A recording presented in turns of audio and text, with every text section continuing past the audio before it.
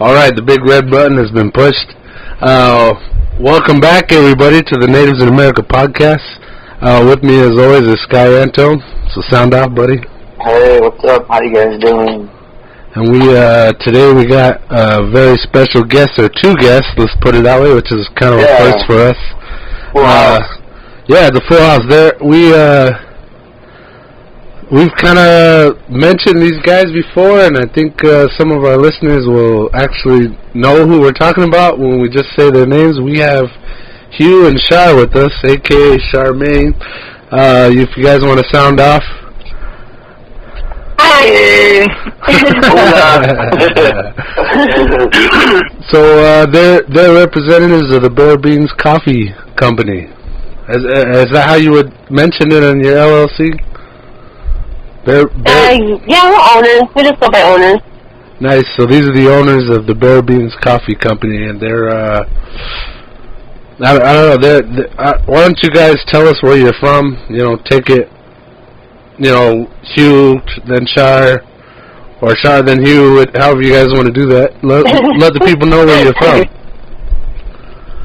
Yeah, I'll let ladies first, I guess. There you go. So I'm Charmaine Kane, and I'm from White River, Arizona. It's the White Mountain Apache Reservation. Nice.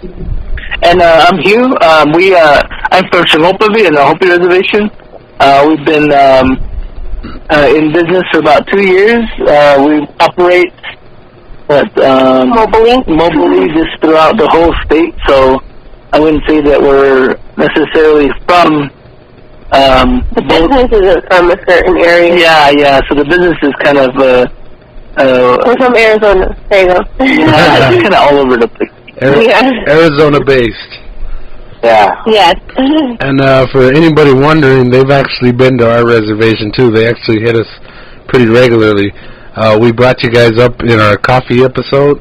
Or Sky brought you up, and I had never heard of you guys, so it's like to slowly start. I had you guys in my mind, because Sky every now and then would shoot me a text like, "Hey, they're back," and I was like, "Cool." I'm not going to sales, but it'll be cool to see them.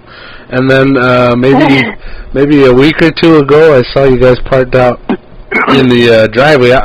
Which reminds me, I think most people, maybe even the older people, they're going to be like looking across the parking lot at your business.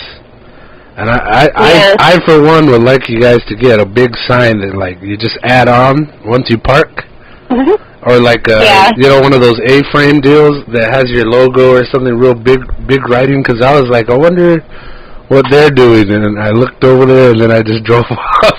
I was like, I don't know what they're doing, like who they are, what they're doing.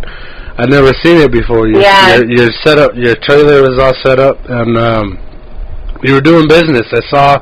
You had some pretty regular people. So, if you guys want to describe your company a little bit?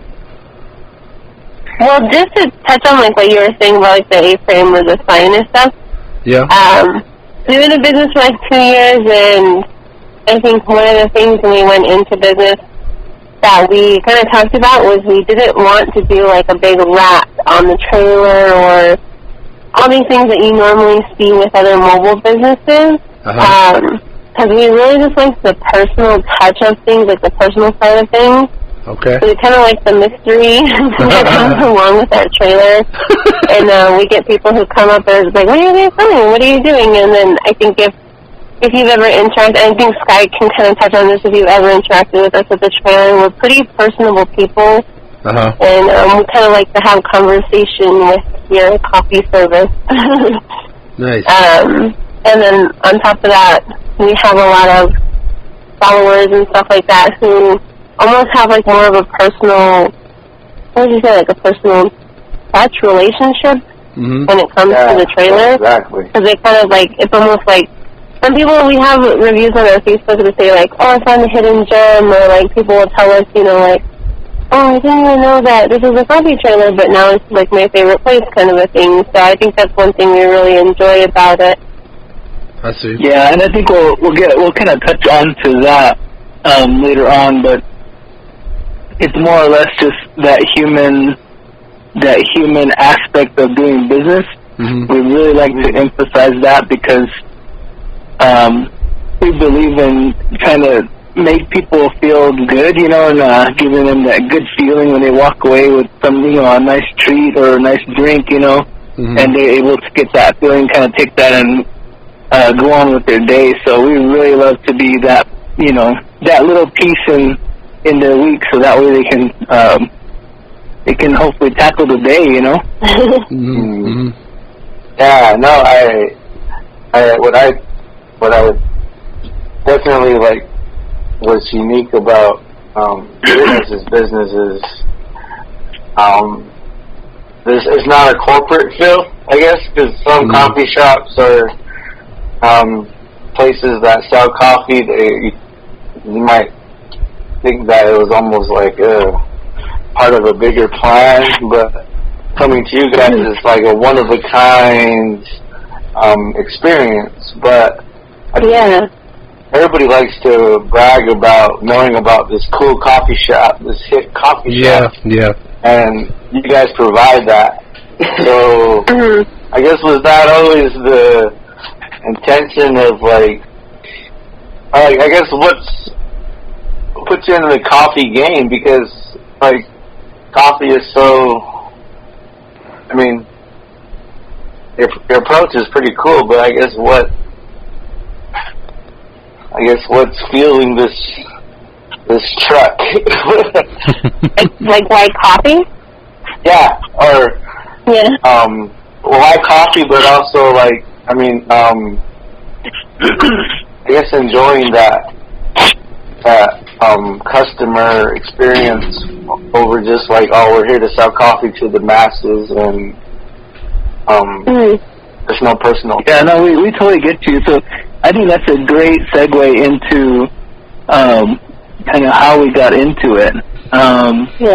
We were both, so I did nursing for about 15 years, then I went into HR, and dealing with a lot of the corporate business side of HR was definitely very formal, very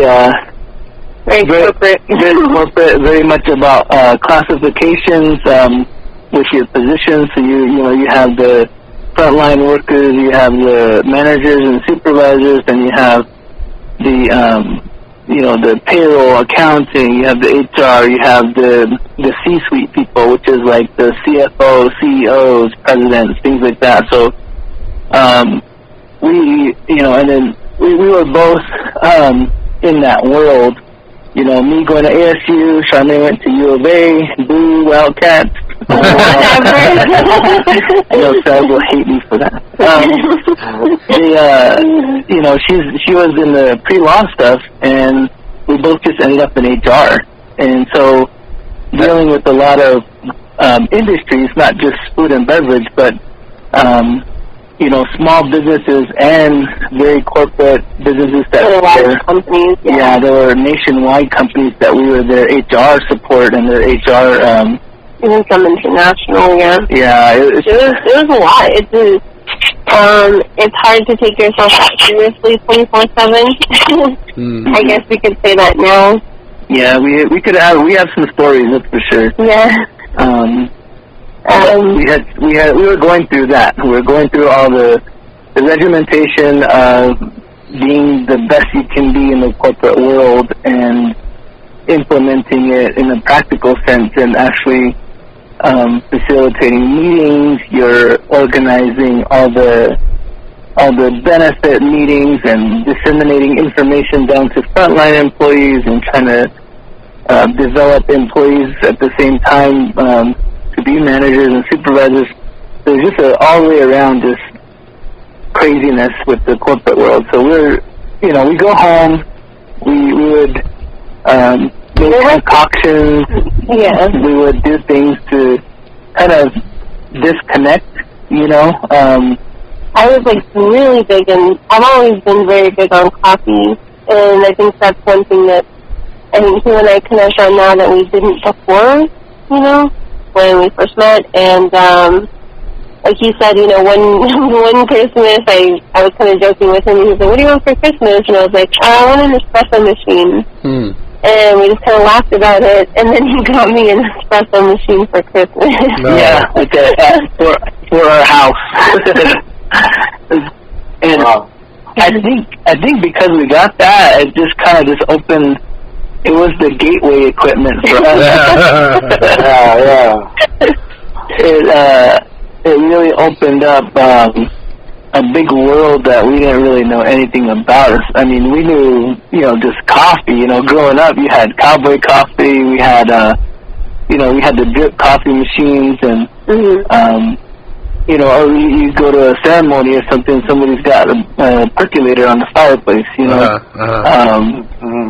so just that's the side we knew about it. You know, and then we got into the more technical side. Right. And it's something, you know, like every morning before we go to work, we'd have our, you know, cappuccino latte, you know, ready and made. Nice. It's just something to start your day, you know. It's almost essential at some point for a lot of people. Yeah. Especially with the 9-to-5 job, it's pretty... And then a couple of years, I mean, we didn't know we were closing in on corporate careers, but a couple of years before, we kind of started getting tired of, you know, the grind, working for other companies, you know, making these other companies look really awesome and working with all these employees, and it almost at some point feels like you're not working towards something, but you're just working for somebody. Yeah, so we kind of took it as a sign, you know, because we both felt like that. That passion for doing employee relations and the passion for supporting people in their crisis at work, you know, it just kind of it was starting to go away. That's monotonous. Yes, and, you know, we didn't like that. You know, of course, we really believe in making people, just lifting them up, you know, not just feeding them information and then sending them on their way. You know, we want to make sure we're being productive people and helping people, not just trying to, you know, discipline them or whatever. So, you know, and being real that way with people, you can only be so real with someone when you're working for someone else's company. Yeah. Very true. And so that's kind of one of our missions when we deal with people, and what we do is that we're always real with everybody, and we're always going to try to make everyone look good. We're always going to try to make everyone feel good. Yeah. Even if it's over just something as simple as a coffee, you know? Yeah. Yeah. And, you know, when people come and they get something from us, that's why Charmaine was saying that we like that aspect of it, and we promote that because we know how the corporate world works, the ugly stuff and the really wonderful things that go with that. We're taking bits and pieces and actually implementing it how we want it. Yeah, within our business. Yeah, and it's kind of nice after so long, you know, working for other people, working for big companies, things you don't want to do, things you don't like doing, and then you kind of get to piece it together on your own. It's very, I don't know, it's very surreal. It's really exciting. Well, yeah, I get that feeling a lot. Or that's kind of part of why I'm down here on the res now. I was working for a big hardware company, and I had my job title. I knew exactly what I needed to do and do my job, but all the time, corporate ideas would come down. Somebody would have a bright idea, like a new top executive would be like, "Oh, I got an idea," and they'd send it down to every single store. And sometimes it was like an East Coast idea, like, "Hey, let's sell giant lawnmowers or something. Let's promote giant lawnmowers." And nobody really needs a lawnmower out here except for maybe like a golf course or something like that. So it was like, it kind of went against a couple of my morals, where it was just like, I'm not doing what I'm supposed to be doing because of somebody's corporate idea. Like, just, all right, this is what you're doing now. And there's a few times where it was like, I think when I worked for both of the major ones. I'll put it that way. major hardware companies, and one of them, they were screaming all day and night safety about putting plants. I was working in a garden department, and they'd be like, "Hey, no plants on the ground at all. We don't want any plants under the tables. Keep it up. It's safety." And then maybe a month later, a new boss came in and said, "Yeah, we got this great new idea. Let's just stuff plants all under the tables so that all you see is plants top and bottom." And I was like, okay, so 1 minute it's safety and an absolute no-no. Now it's some new great idea. It sounds, it made me start thinking like, all right, our executives are full of shit, and we can't, they're pushing an agenda and changing the rules again and again and again to the point where I just stopped following the rules. I was just like, okay, I know what needs to happen, and I'm going to do it and make sure, it was very customer service based too. And that's kind of, both of them pressed hard saying, oh, it's all about the customers. And I didn't always get that feeling with the stuff the decisions they make, but as long as I did my job, I worked hard, and I, treated the customers with respect and gave them information, like, I knew I'd be okay. And that's how it was in the end. Like, I stopped letting them write my rules, and I stopped, listening to the propaganda, like all these promotions they send down from the top. And, you live a better life when you stop worrying about the propaganda and the new big ideas. Like, I'm all for forward progress, but there were a bunch of times where I kind of felt like disengaged from like connection to the people I work with and the people that are above us. And so I'm in touch with that feeling that you guys are describing here. And I always thought like I didn't always like my bosses. It was like these people aren't good people. I could hear it in what they were asking for, what they were pushing, like the kind of attitude they gave us. And it was like, all right, well, I think I'd be better off working for myself than chasing a job where the higher up you go, they eliminate you very quickly. They cut people out. So I'm in touch with this feeling you had. I was curious when you said, like Hugh, you said you were working in the hospital, and then you said you moved to HR. Was it the hospital's HR? Or are you guys both saying you went into I was in the nursing field. I worked over at Banner since I was in high school. So I started out as a CNA, got my certification when I was a junior, and had been working in pediatrics. And then from there, Banner actually helped me grow into different roles as I got my education under my belt, more and more and more. So a good organization, definitely, and the nursing staff, all the healthcare staff there at the hospital, they became my second family. Honestly, so good people over there. I mean, some of them still working in the same unit, still working in pediatrics. Some of them have moved on. But of course we all still talk to each other on Facebook and keep up with each other's lives that way. But when you're in the nursing world, you're spending 12 hours a day taking care of sick patients and helping them feel good. So. Yeah. It's one of those things where I needed to make a decision on whether or not I wanted to keep going and get my nurse practitioners or kind of pursue the HR side of, of my education. So that's kind of what happened was that I jumped out of nursing and went into HR. So, it was a good thing, though, because once that happened, that's where me and Char met. We partnered on a lot of really big projects at work, and so of course that turned into a relationship. Once we got done with the projects, we hung out more, became really good friends, and after a while, she ended up telling me that that I'm stuck with her. So it's not really my decision. It's the opposite. But yeah, I mean, you know, it wasn't anything bad. You know, why I left healthcare. I still miss it a lot. You know. It's a little practical decision. Yeah, and you know, we had, you know, and then it was very long shifts, and at the time, you know, we have our son, so he was going through grade school, and we wanted to be there for him. After a while, we just wanted to just be there for him. That was another big decision in the business too.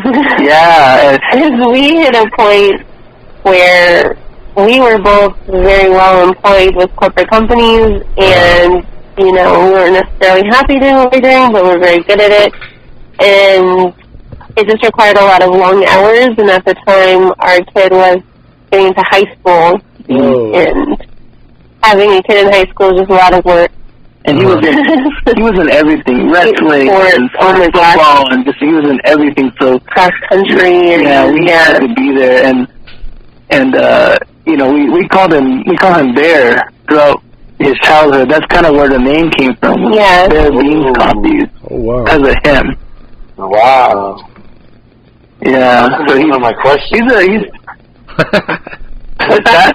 That was one of my questions about where does the bear from? Is the title, or what is the... Everybody always thinks it's Bear Clan. Yeah, they think that we're a Bear Clan, but no. That's not what it is. Purely because of our son. And, yeah, and our logo even. Our logo is also for representative of my grandfather. He actually made overlay silver, and he was a good silversmith. He went all over the world with it, and the bear design that's in our logo, that's actually his design.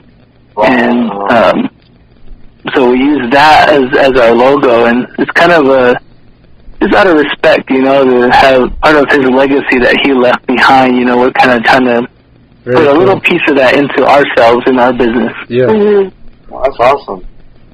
Well, let me. Kind of like an heirloom. Yeah, that's very cool. Logo. Let me ask you this: for both your grandpa and your son, are they coffee drinkers? Oh yeah, definitely. My son, I think he's learned more now that he's working. I started him a little young. Yeah, I started him a little young, unfortunately. Like, I think one of our favorite things ever was weekend breakfast. He was like a really big breakfast person. Yeah. And so every like Saturday, Sunday, we would wake up and make breakfast, and a huge part of that was like, okay, you know, what kind of coffee do you want this morning? So he was drinking lattes like, I don't even know since how long. Yeah, I was going to say, does he make them for you?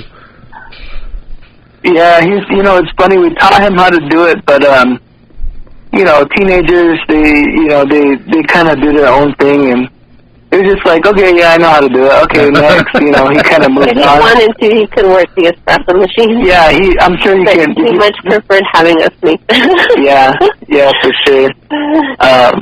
And now he's an adult now, and he's kind of young adult and trying to figure out what he wants to do, and he's moved out, and he's working at Jack in the Box, I think, right now. So, so cool.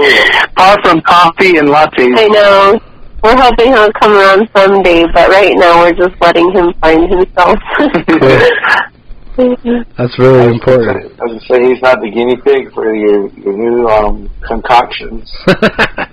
Your new recipes. Yeah. For a minute he was that person for us, but yeah, he's definitely a coffee drinker when he was going through high school and when we were at home, and then our grandfathers, of course, our grandparents were big coffee drinkers. We actually have Charmaine's grandfathers used to come over, and he used to say, "All right, guys, you guys know coffee, huh? You guys need to make me a real good coffee then." And so I remember one of the first times he said that to us, he said, "Okay," we made some coffee and just Just like a regular drip. Regular drip coffee. We're like, okay, he's probably not gonna like the sweet latte or anything like that, you know. So we made a regular coffee. He wanted it black, and that's it, you know. Yeah. And he said, "Oh, it's good, but it's not strong enough." Oh. So then we, so I know. we took it back to the kitchen. We said, okay, we gotta figure something out. And so I told you, I was like, we have to throw some espresso in there. He was like, no, it's your grandpa. And I was like, no, he needs espresso. Yeah, so we added a double shot of espresso to his coffee mug. And we gave it back to him, and he said, yep, that's it right there. That's perfect. Probably there's like 4 of them within the hour. Yeah, first time we gave that to him like that, he drank like 4 of them. Nice. Yeah, he was hooked. And that's why we actually call it the Midnight on our menu. Yeah, our grandpa's name is Midnight. Yeah. So Midnight. That's why we call that coffee the Midnight coffee. Yeah. So it's a black coffee with the extra espresso? Yeah, basically, yeah. It's a regular coffee with a double shot of espresso, so that's the Midnight coffee. Nice. Named after him. I've had that one. Yeah, that's a good one. I needed it midday. Wow. It'll wake you up real quick. Yeah, for real. So I was going to ask about the bear, but now you guys answered that. But I guess when you guys are like, you know, coming up with the company and like, you know, I guess who's like, I guess who's the style, who created the style, or how does that work with like, you know, creating a company? Like, because you guys are you stand out. So I think what you're talking about is just like the company, the theme, right? Is that what you're kind of? Yeah. I mean the colors and. Oh yeah, so Charmaine's more of the visual, and very much she has the eye for that, so much more than I do. I think I fall more on the other side, where I'm more about the culture of the company, like the feel and how we think we should approach something, or how we should be approachable in this way or that way. And as far as like design concepts with the trailer and the graphics and social media, that's kind of where I come in. Mm-hmm. But it's kind of like a natural thing for us, because Hugh is definitely more of an extrovert and I'm definitely more of an introvert. So that, you know, that public aspect that comes with the business, that's definitely his comfortability, and it's definitely not mine. So after 2 years, I think it's something I'm getting a little bit more comfortable with, customer interaction and just kind of like putting yourself out there. But he's just naturally, that's one of his talents.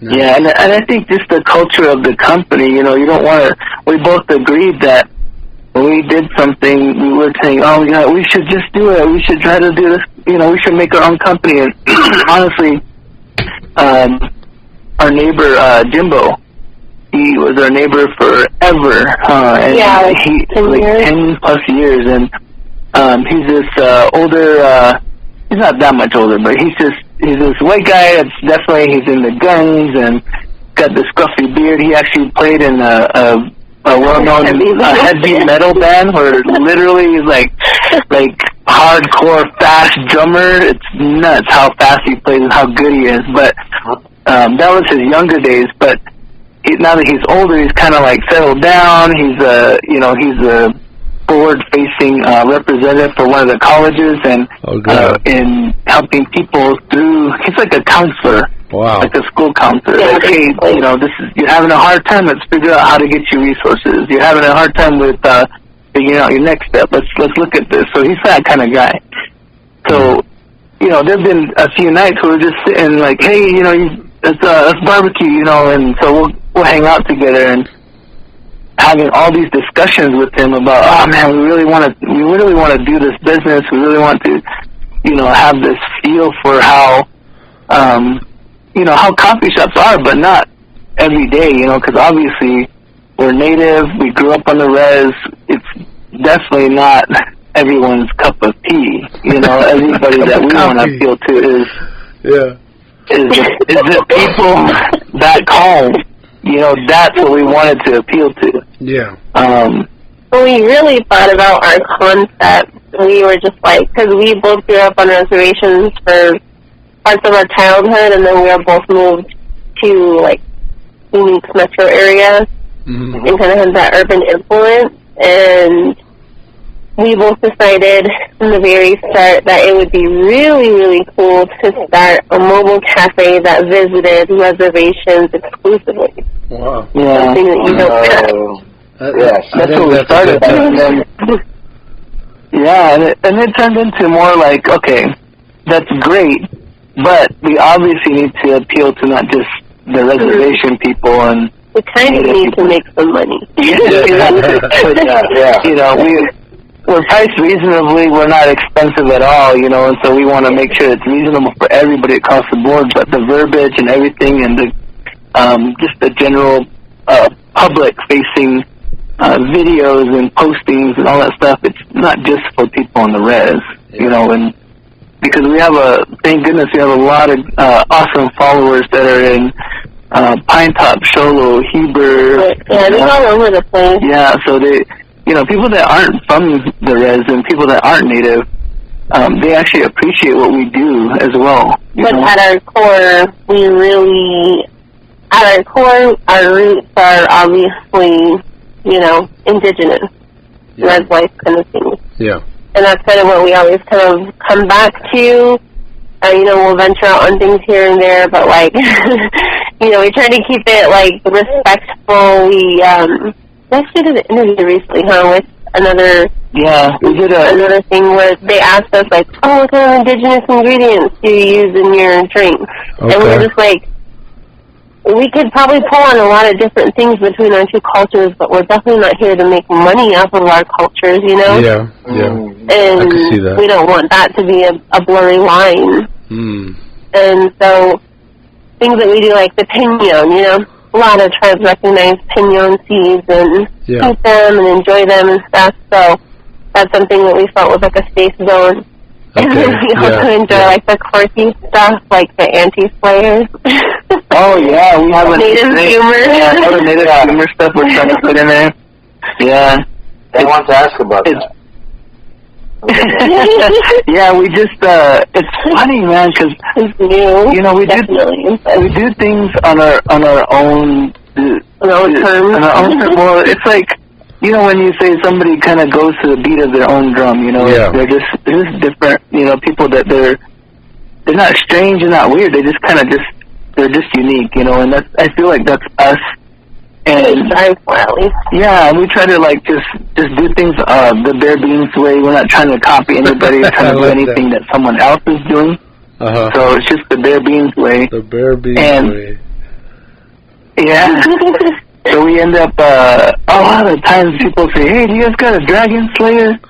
And we're like, "What the heck is a dragon?" I know. And like, honestly, like, I know it's a drink from Dutch now, but I don't know what's in it or what's going on with it, but we've never tried the Dutch energy drink. Yeah, and so But people try to, like, oh, can you do this like Starbucks? Can you do this like Dutch? And we're like, no, we're bare beans. We're not trying to do anything. We're just trying to do things that we think is just cool or just things that just really good. Because we have a lot of... That tastes good, yeah, and it's consistent. And so we're like, okay, we got to have a response to these people asking for Dragon Slayer, because it's like, oh, no, it's just like we're giving them bad news. No, we're sorry. Yeah, sorry, dude. Like, sorry, man, we can't do it. And it's like, so, like, we have to have a better response than that. So then we're like, well, why don't we just have a drink and just call it the Anti-Slayer? That way, kind of came out of like a spiteful joke between the two of us. Yeah, we're like, no, but you can go ask your Anti-Slayer over there. We're like, you know what? Our next drink that we make, let's call it the Anti-Slayer. And so, sure enough, that's what it is now. It's the Anti-Slayer. Well, and people... Is there going to be an Uncle Slayer, or is it the same thing, interchangeable? So shall we break it in? So exclusive on this podcast. Yeah. This podcast only. So we were talking about that. We actually making shirts right now. Nice. For the anti-slayer. And our newer employee, we're all joking around like, oh yeah, because people can't order the drink without laughing. You know, and it makes them smile. It's like, oh hey, the anti-slayer, what the heck? Oh man, we've gotten so many inappropriate jokes just off of that one. Oh man. They were like, oh, and they were like, oh, we can't forget about the uncles, though. So we're joking around yesterday, and we're like, you know what? Let's just do an uncle drink too. So now we're gonna have the Uncle Smasher. Uncle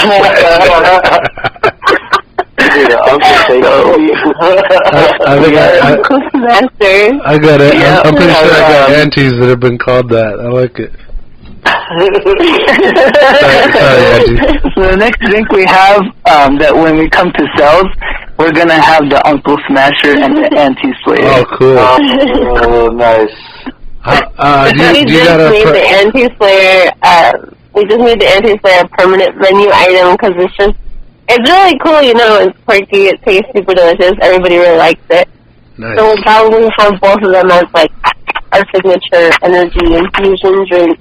Energy but we already have our recipe in place. We won't spill the beans on that one. Yeah. But yeah, we have a drink coming out, and it's going to be called the Uncle Smasher. You guys heard it here first. Nice. Why don't you tell the people when you're coming back?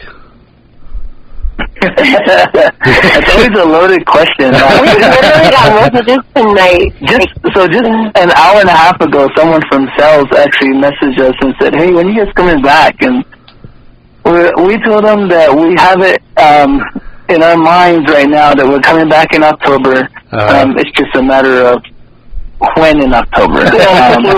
Yeah. We don't like to come just, one day.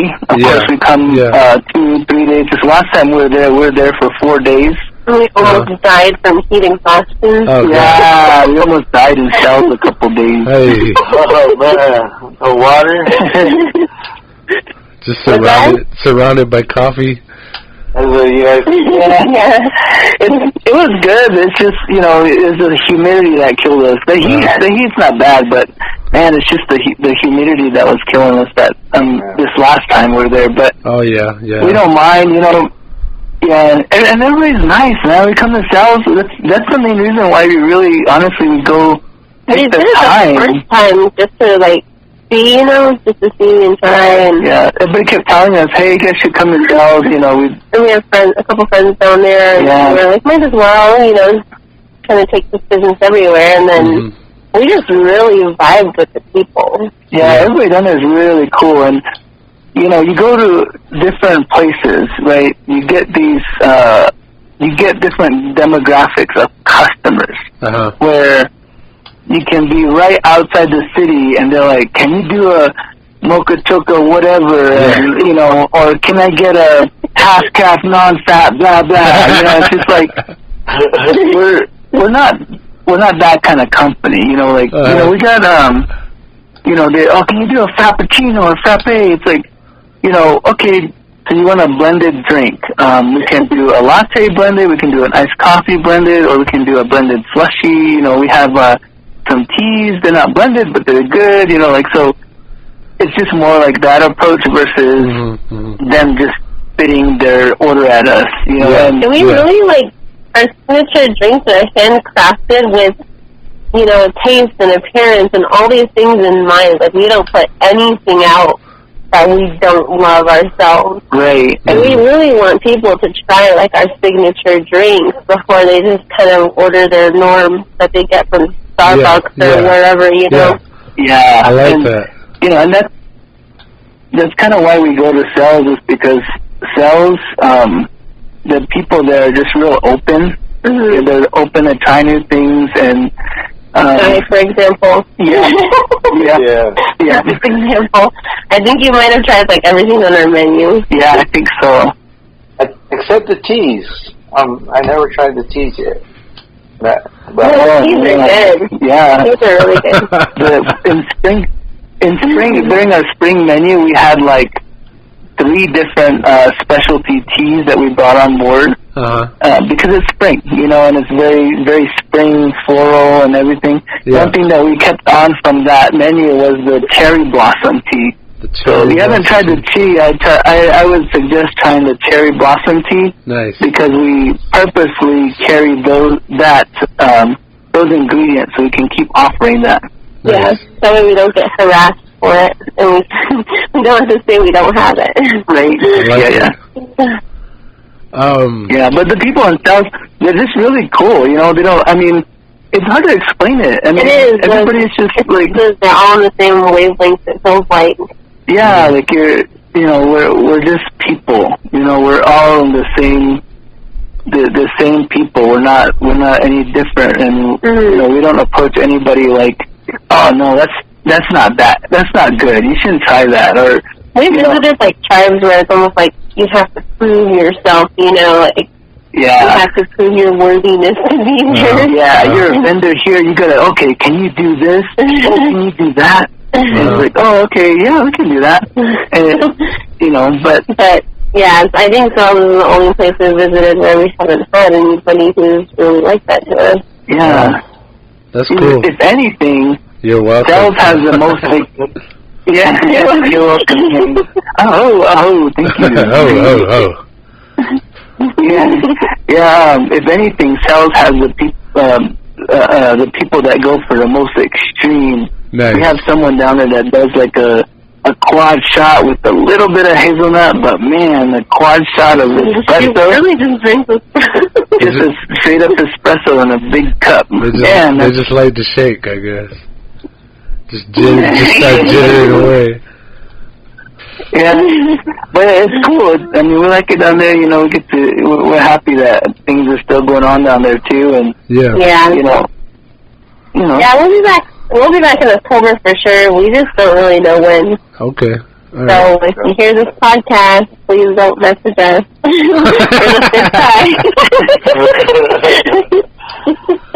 I mean, definitely follow you on social because we're waiting. When you do come, we'll pop out. And I know. On that point, do you guys want to give your Instagram? Now that we're talking about it? Sure. Go ahead. Yeah, we so it's just bear.beans.coffee. There you go. That's Insta. And then our Facebook is just Bear Beans Coffee, or you can find the and that's at Bear Beans Coffee AZ. Cool. Ooh. Yeah. There you go. And then we have our website. Our website is just bearbeanscoffee.com. Nice. Yeah, and one thing that we developed was we're far in between visits. So when that happens, people will say, "Well, what can we get that you can maybe mail to us so we can order online?" Oh, nice. We come up with things that you can order. So like people that like the Bear Beans sidecar, we have sidecar packs that have our handmade syrups, and we start you off with a few Red Bulls. Comes in the pack, and we can ship that to you. We just launched our syrup. I think a line of 6. Mm-hmm. Sorry, I didn't get any of that. What did you just say? You offer what? So we have our Bear Beans at home products. Oh, okay. So we kind of developed them a little bit because of Sales, because people want us to come back so often, Mm-hmm. And we have a lot of other places that we visit where we don't get to go, constantly. So you can actually order our handcrafted syrups online, and then we just came out with our blend of beans called the Dawa blend, so that you can get online. So we have our sorry, slow down. What was the type of bean? Really pronounce it so that we know what we're looking for here. What was the bean mixture? Sure. Yeah. So it's a good blend of Brazilian and Papua New Guinea beans. It's super, super delicious. And what'd you call it? We pre-grind it for you as a drip coffee. Oh, cool. Oh. Yeah. And you can order that online. How new are these products? So the coffee blend is called our Dawa blend. So So the Dollar Blend we launched, I think, 3 months ago. Uh-huh. And then the syrups we just launched a couple weeks ago. Cool. Very cool. Wow. We actually already sent orders out to sell. Very cool. So, shout out to those people who ordered themselves. They should have gotten their shipments already. Nice. I was on the website earlier, and they're saying you sell cakes, too? Like, is that... Yeah. Right. So, like... What's that? You guys make cakes, too? Yeah, we do. So we have a whole bakery side to our business that's only to our local community here in the White Mountains. Uh-huh. And that's just because it's pretty hard to bake and carry stuff over to different communities. Mm-hmm. Mm-hmm. So we actually do, like, different pastry items every day that were set up. We've been a little bit lazy the last couple weeks. It's been busy. Uh-huh. But we usually carry pastries, and then we also do custom cake orders here in, like, the White River area. Are you guys getting that from a business, or are you also making those in-house as well? No, I make all of our head baker. Cool, very cool. Yeah, so we actually had kind of like a passive business. Uh-huh. We actually had 2 passive businesses while we were just working, before Bear Beans. Uh-huh. And Hugh, he stepped away for just a second. But Hugh actually makes handmade, like, arts and crafts, like beaded, he can pretty much bead anything. Cool. And he can do, like, a lot of leather work and stuff. Uh-huh. And then me, I've been doing custom cakes for probably, like, the last 8 years. Wow. You're both very, like, multifaceted. I really appreciated that when we did our pre-interview call. And, I like the idea that you guys are really pushing for the full-fledged business, getting your stripes in. That was really, I thought it was very respectable. And I do agree that, you don't always get that with people who are trying to go into business for themselves. Especially on the res, like, there are some that go the full legitimate way, like food handlers and all that. They get the card, they get the booth, they certify, they get their place inspected where they prepare their food, and you don't always get that. So I appreciate that you guys as a company have gotten your stripes. You've gone through the proper channels. Like we haven't even touched on that yet. Like you probably want to bring that up, but I just wanted to say I found it very respectable that you guys were able to, or that you chose to go that route. Like it kind of shows that you're taking your business seriously, and I appreciate. Yeah, that. I mean it's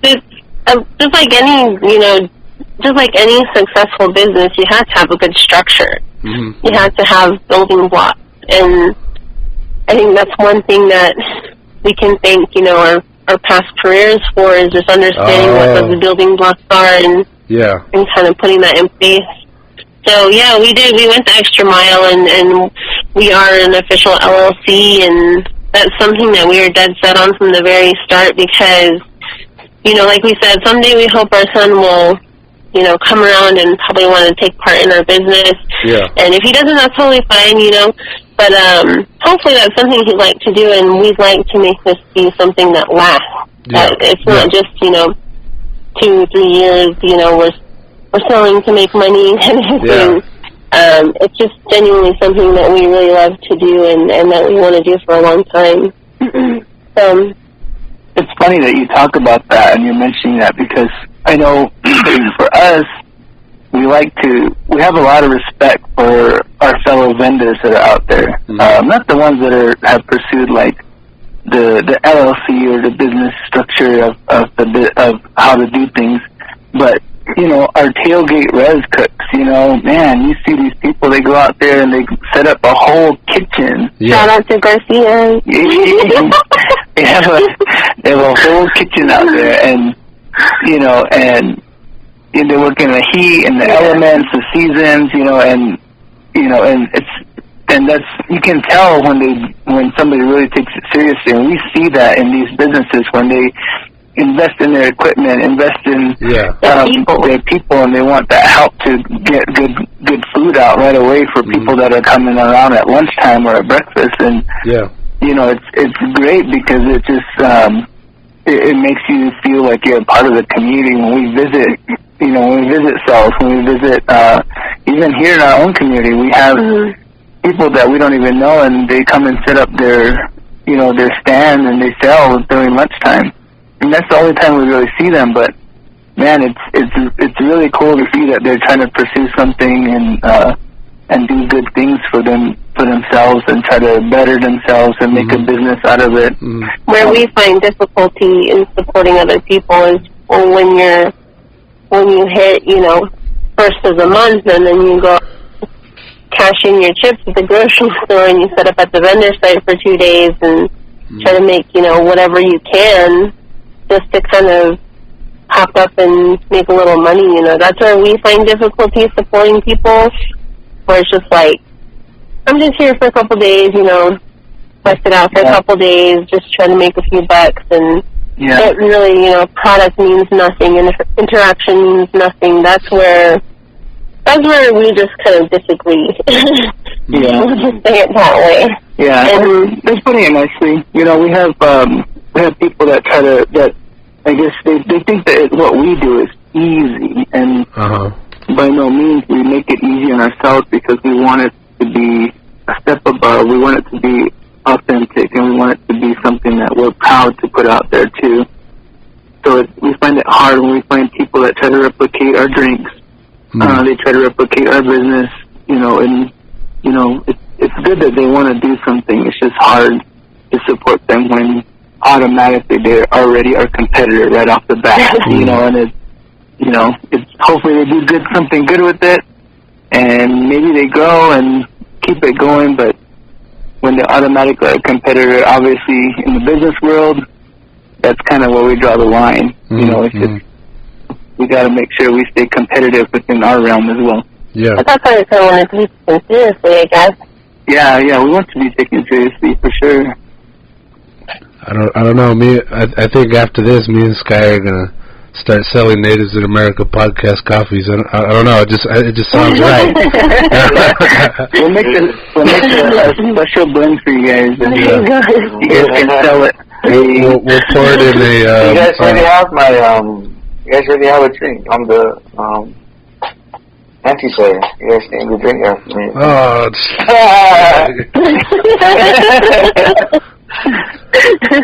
Are you expecting royalties? Is that what it is? I want to put my sticker of my face on it. There you go.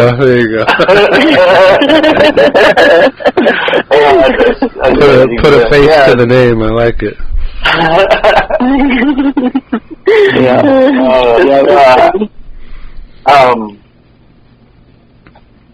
What else was like? I guess is there like a goal that you guys haven't reached yet that you guys are kind of climbing to? Because good question. Like I saw you guys have the plasma TV screen with the menu now, and before it was the cardboard thing, and so you guys have progressed in the year. Yeah, I've been a customer. That's so funny that you say that, because we, just like we said, we want this to be something that represents Native business within Native country, within Native reservations, and also outside of that. So that's kind of why the TV came into play, because we were showing up and we have our... We honestly really hated our menu signs since the very beginning. Yeah, and we slowly progressed.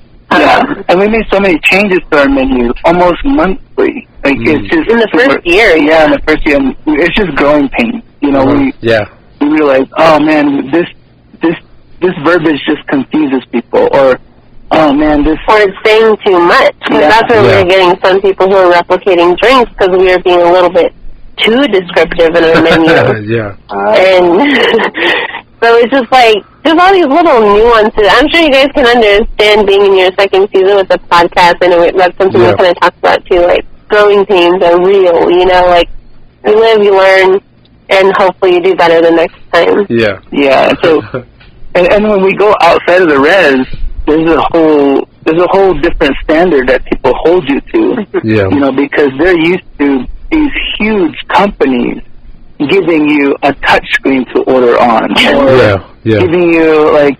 Coming next month, touch screen at Bear Bean. So we're, you know, it's just more or less just to make ourselves just to be at that standard of service. You know, and the of course, Char, she actually is the one that does a lot of the graphics for that menu, so it's a lot of work.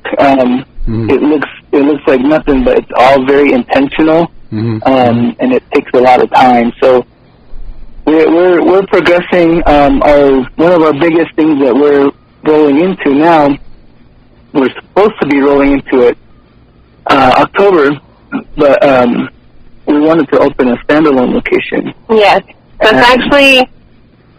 we've actually been working on 2 different locations since January.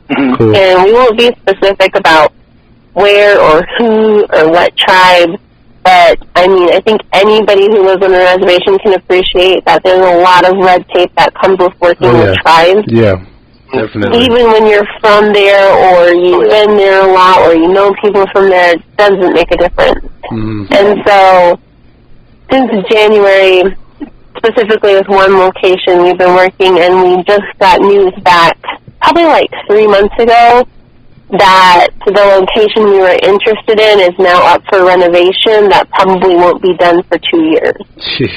So that was a little bit heartbreaking. So now we've kind of chosen a different avenue, and we're going through the very, very like strenuous process of trying to seek out a land lease. Wow. Which is going to be a lot of time, a lot of investment.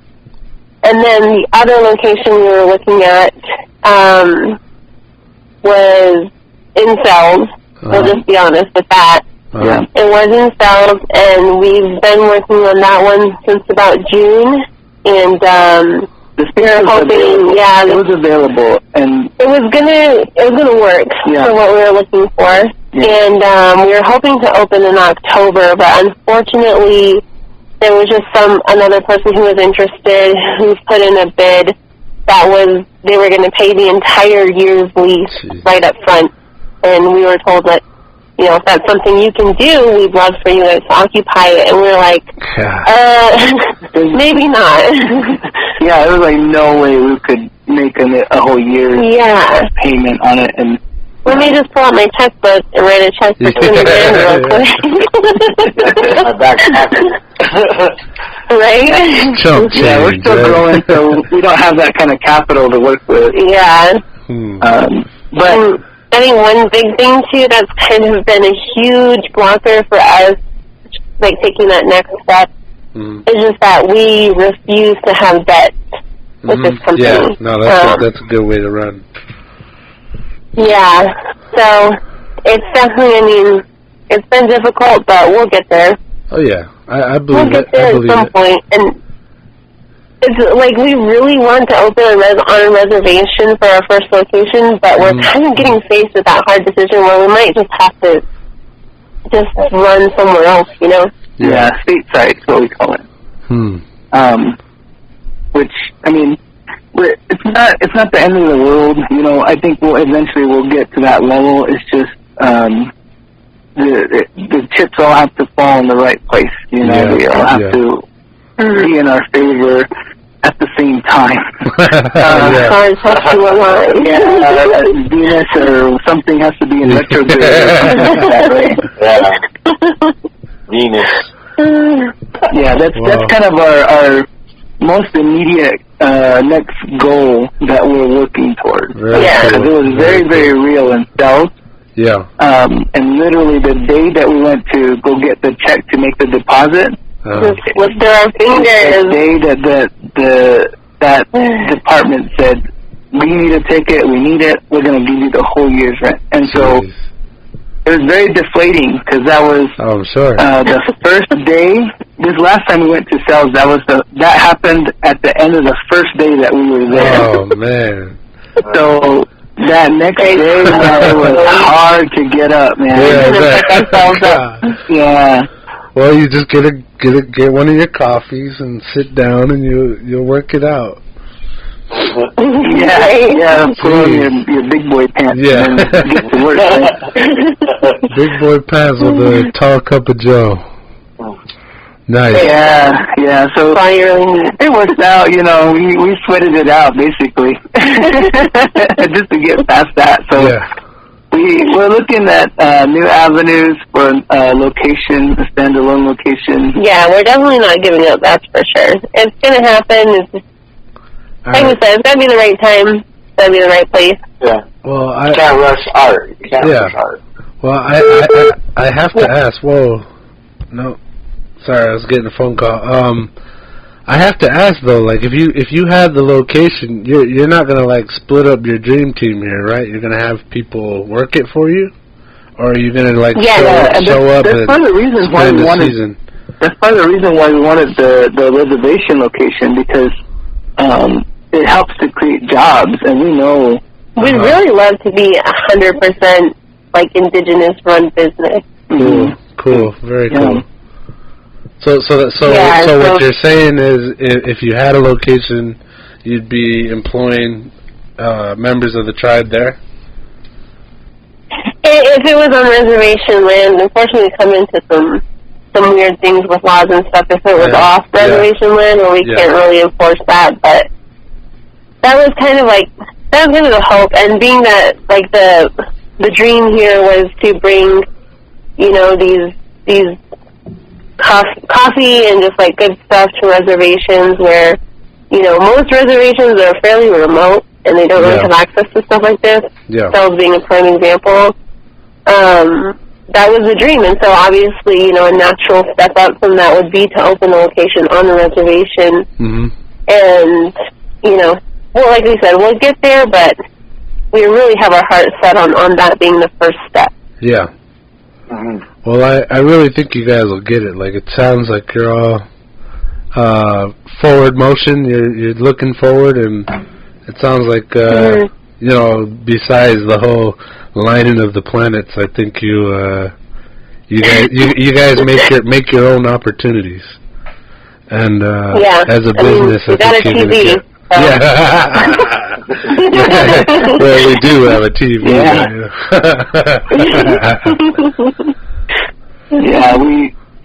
We need to get to that next step, but we're happy, content with what we're doing right now. Everybody's I feel like everybody's walking away and they have that good feeling in their heart, and they appreciate what we're bringing and what we're doing. So I think that's just a bottom line, just win all the way across the board. And we're just developing more and more on what we have. Right now we're making 95% of our syrups now. Cool. Very cool. There's a couple of seasonal stuff that we cannot make because it's only seasonal, but our ongoing menu and our ongoing syrups, we make fresh every day, and you know, it's just like I'm going to compare that to. I don't know if people understand that it's a big step. It's a process. Yeah, it's definitely a process to do your own syrups, and you know, it's like making a boiled egg at the same day you're going to eat it. You know, at the same sitting. I don't know if I understand. But I'm telling you, like, it's the same concept. Freshness. That's what I'm saying. Okay. I think I need a new employee. I want to jump in. I'm fire someone over here.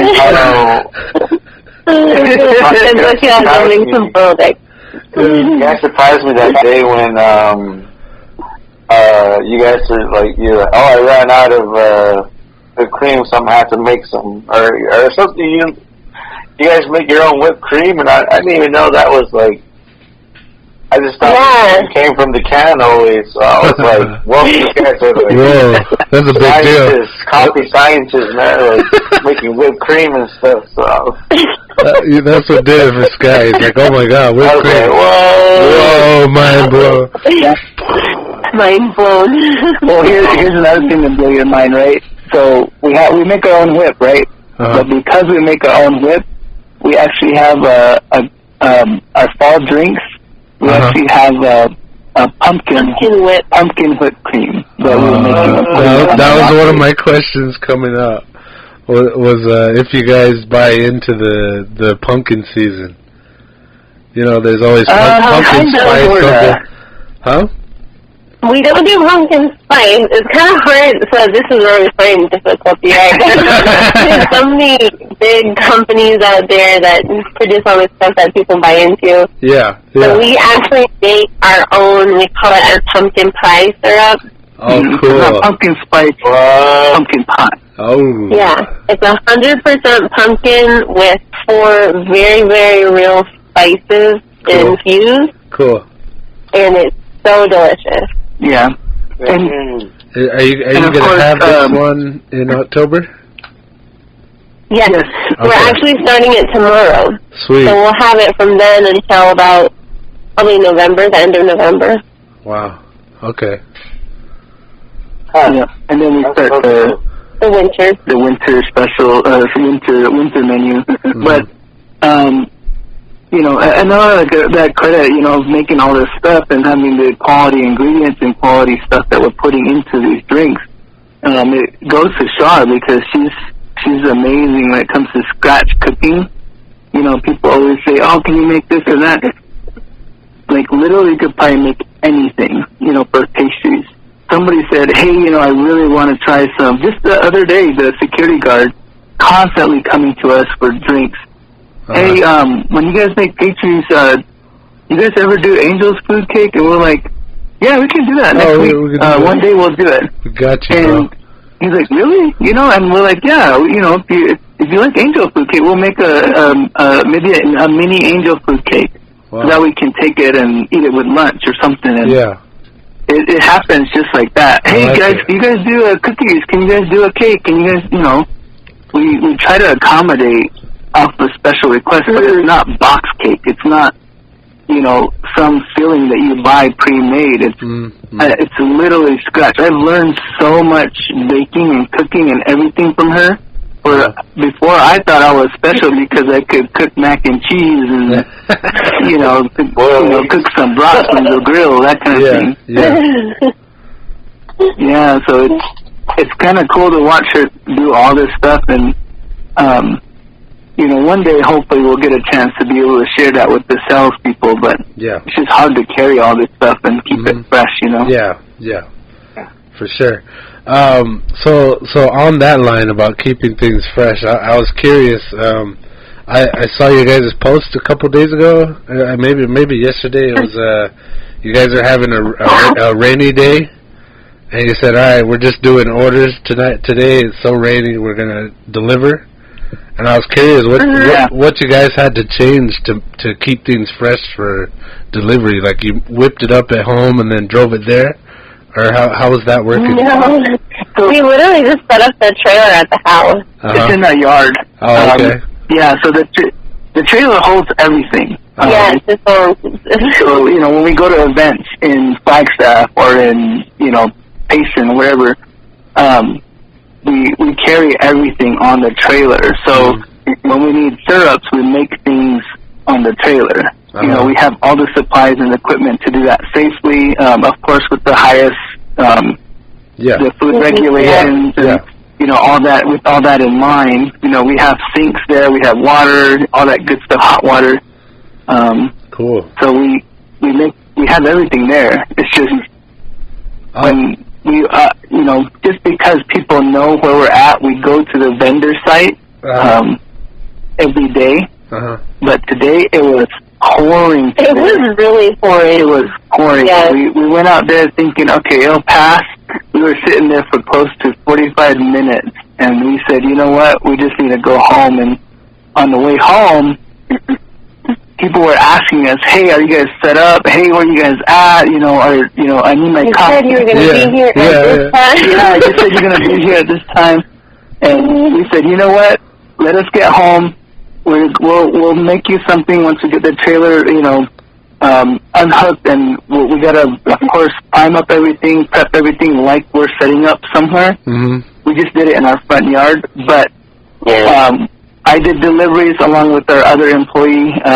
He started out as our delivery driver, so it was a very natural move for him. Mm-hmm. So me and him did deliveries all day, and Char stayed behind in the trailer, and very cool. She took orders, and she got she made them. It was literally like delivery after delivery after delivery. It was back to back.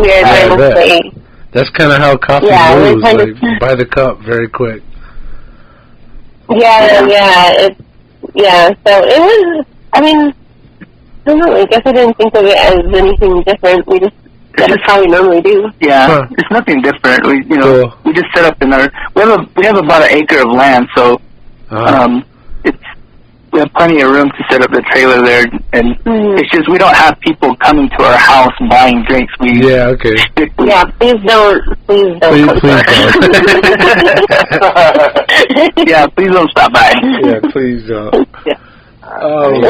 Anti-Slayer. Very, very cool. So I think you already answered my other question. I was gonna say with the product line that you're producing, are you thinking also in the direction of like cold storage on your property?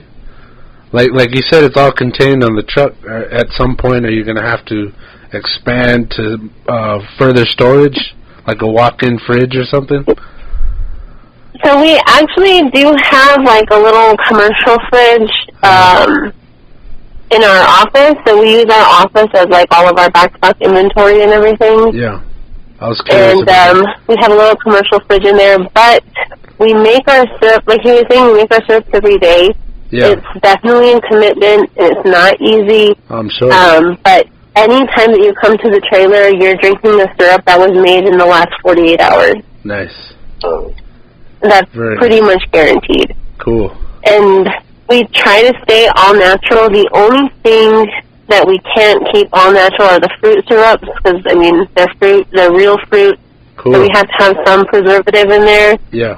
But all the other stuff, hazelnut, caramel, vanilla, that's just all natural product. Wow. That's a big deal. I appreciate that. I think I said it before when we were talking over the phone. I was like, you guys are always going to do really good business on our res, probably on the other reses too, is that you're producing something unique. Like we don't have coffee vendors here, but people drink coffee. So like we're hungry. We're probably starving for you guys to come back. Like, get back here, we need our coffee, and nobody else is doing it. So it's like you get there, we're gonna buy your product for sure, and that in itself is great. It's like, all right, you guys are doing something unique, but then you guys have that added touch and flair of HR people and true LLC business, and then you got on top of that, the actual freshness that you guys are shooting for. Your whole approach to real ingredients and making your own stuff. It's really remarkable. I respect what you guys are doing. This is sounds like you are passionate about the business, which is always a big plus for me. That you guys believe in your product, and then also that you take it serious enough to go through all the steps. So like, anybody who's listening, guys, this is big. This is a big company, and I think we should support them. We should support Bare Beans Coffee because they're the real deal. And I just wanted to throw that out there. Good work, guys. This all sounds really great. Thank you. That's much appreciated. Yeah, for sure. And because we are from the corporate world, we believe in the culture with our own business that we're not gonna push. Oh yeah, this is our product, and respect us, and do this and that. We honestly don't really like to talk too much about like the syrups. Make our own syrups. That's something that we've been doing since we started, but it's never something that we've talked about really, or pushed, or like it's just it's kind of that complex where it's just like, well, not really complex. We find issue with like shoving it in everybody's face that, you know, we're doing this and we're doing that. Yeah. We just really just want to have a good product, a good business, and something that's just real. That's really all it is. Yeah. And it's not, you know, it's not anything that we want to be constantly recognized for or all these, you know, things. It's awesome when it happens and we're so thankful for it, but, you know, it's just about being real. We're just doing what we love to do. Yeah. Really what we love to do. Yeah.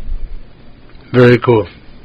Yeah. That's refreshing because I think all around us, you know, buildings are popping up. No, well, not here on the res, but like in town, there's, you know, everybody's popping up. Everybody's, you know, throwing their design out there and, you know, slapping a sticker on it and putting it in people's face, and it's like, you know, competitors parked right across from each other. It's like, it's getting kind of ugly, and I think like you guys' business and your business plan and your business ideas are a nice little refreshing thing that we can take. You know, we can support as with our tribe. Yeah. And you know, come on over. I know you're more than welcome here. Like we want your product. We want fresh. We want flavor. We get, you know, we want the good taste, and we also need our coffee fix. You know, like right now, you know, we don't have this business, so you know, when we go out and we have, you know, everybody here has probably got their own coffee machine and we're popping out coffee, but like to have a choice available when you guys come out here, I think it's huge. And if you guys ever do come down to have a business here, I think we'll buy your next TV. You know, whatever your next product is, we'll buy it for you. I've seen it happen time and time again when somebody comes to our res with something unique, like the lady Gwen. You know, she makes a Vietnamese, you know, her noodles and her garlic pork and all that. Like we didn't have that before. And when she first started, I remember she was selling out of the back of a station wagon, you know, out of pots. She had a nice setup. She took it serious. And we loved it, and she started selling out every day. And then one day she pulled up in this big truck. And I always joke when I see it, like, yeah, we bought that truck right there. Like, but it was her. It was her product. It was the time she took. She showed up every day, dedicated, like, let's do this. It showed in her food and her ingredients, and we supported it. We went in and because it was something unique.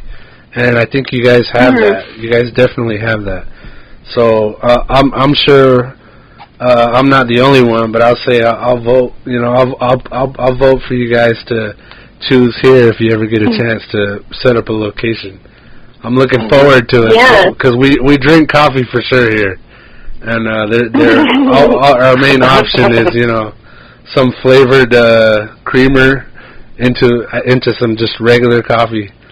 So what you guys are offering, it sounds awesome. Yeah. I think it'll happen down the road. I think we're just waiting for it to happen. Yeah. Yeah. I think what's cool too about you guys is you guys are kind of, I know you guys did like not morning, but a little bit later in the afternoon times. And by chance I was going to Tucson and I was like, hey, you guys are better being serious. So I stopped and got drinks for my trip to Tucson, which was like completely opposite because usually we're getting that coffee from Tucson to come here back home. Yeah. And it was just like, man, you guys are changing the game because it was never ever that option to go, hey, I want to drink here on the res and I'm gonna take it to the city because I'm headed that way. So it was like you guys are, and I just wish you guys a lot of success. And I know you guys are still growing, but like, yeah, you guys are a breath of fresh air in this kind of, I don't know, like I said, the corporate like I keep saying corporate because I think a lot of times coffee is like these brands that are been around for a while, but like to kind of be able to tap into what you guys are doing is sort of like I remember going to some coffee shops and being kind of intimidated by the menu because I didn't know what was what, and sometimes you're like, I'm scared to ask what is what. No, we get that. Yeah. So totally opposite to what you guys do, and I can go to you guys, ask a question about the menu, and nice. It's kind of like I always joked about I'm not even going to mention the names, but just the other guys, and they were like I don't know, like just the menu was like just confusing. Yeah. But I didn't want to admit that, so I just ordered whatever. Ask somebody, what do you get? And I'll get that. And it happens a lot, especially like Native people in general. There's a lot of Native people who are very shy or who don't want to ask questions, and maybe that's just like something about our just people in general. But we totally understand that intimidation factor that comes in with a lot of places. Yeah. Because you can easily, as a coffee shop, be too bougie or like not really know what you're doing. I love that. We know a lot of shops that are like that, like the bouginess, and we can appreciate what they're doing. Knowing what we know. Because you can ask them about, hey, where's you guys single origin bean? What kind of blends you guys have? Are you guys pulling off of 18-ounce grind, or what do you guys, all that technical stuff? We can probably ask them, and they'd be willing to answer the baristas, but that's not common coffee knowledge. Yeah, that's not common coffee knowledge, and you're right. And you go into those places where they focus just on those technical things, it's intimidating, man. Even for us, owning a shop, we're just like, our roaster is very intimidating. Yeah. He's the nicest guy in the world, but he's very, very knowledgeable about coffee and just all these different things that we don't know. So that's why we, trust things like having a roaster to somebody who we know is going to be really good, And we went to him because he knows what he knows. Yeah.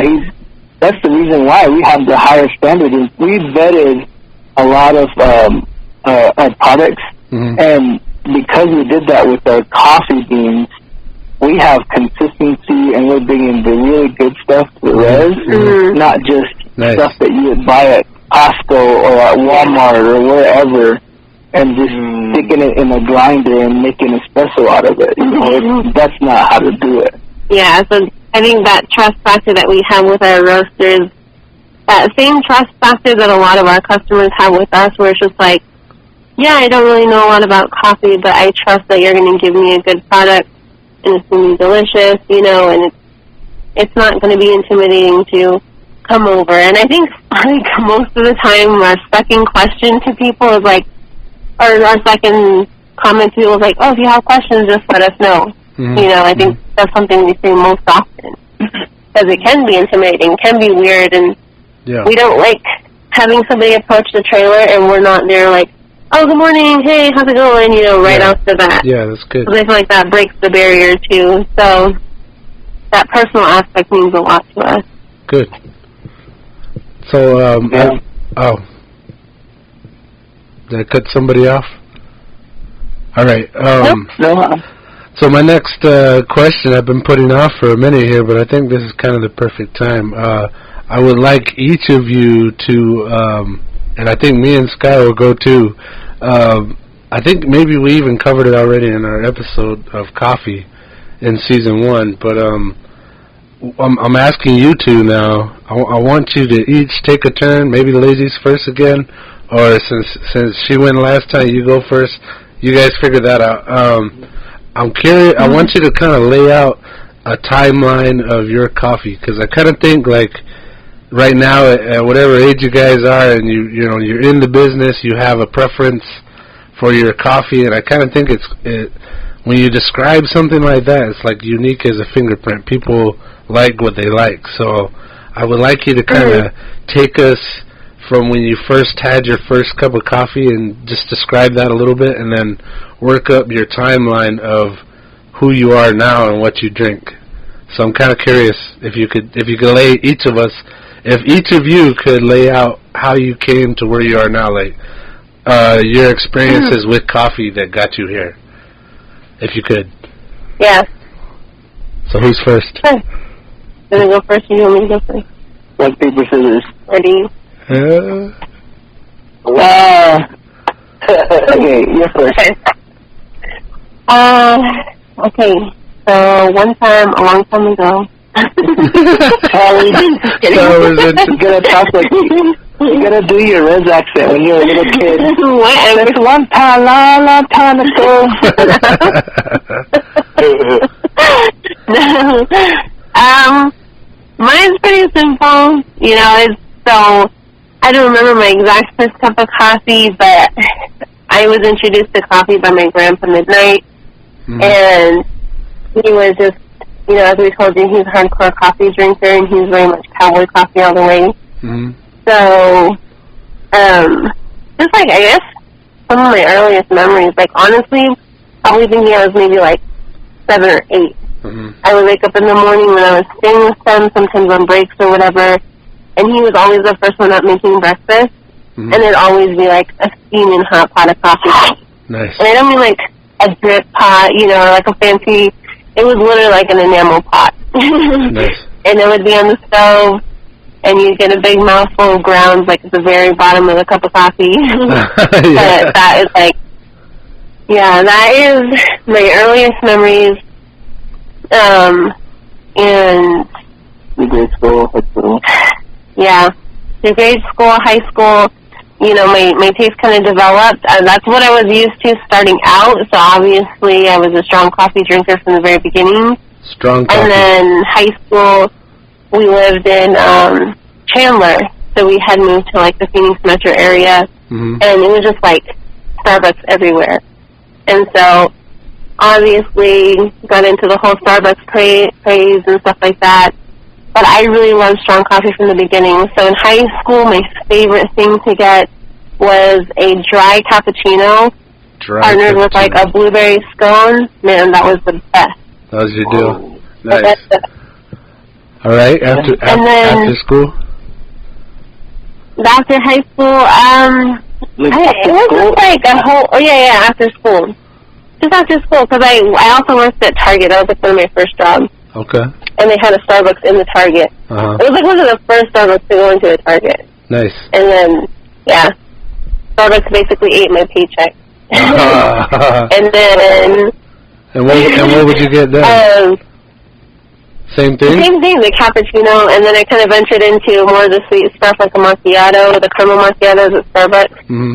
And then from there, like, going into college, the only thing in Tucson that surrounded the universities was, like, craft coffee shops.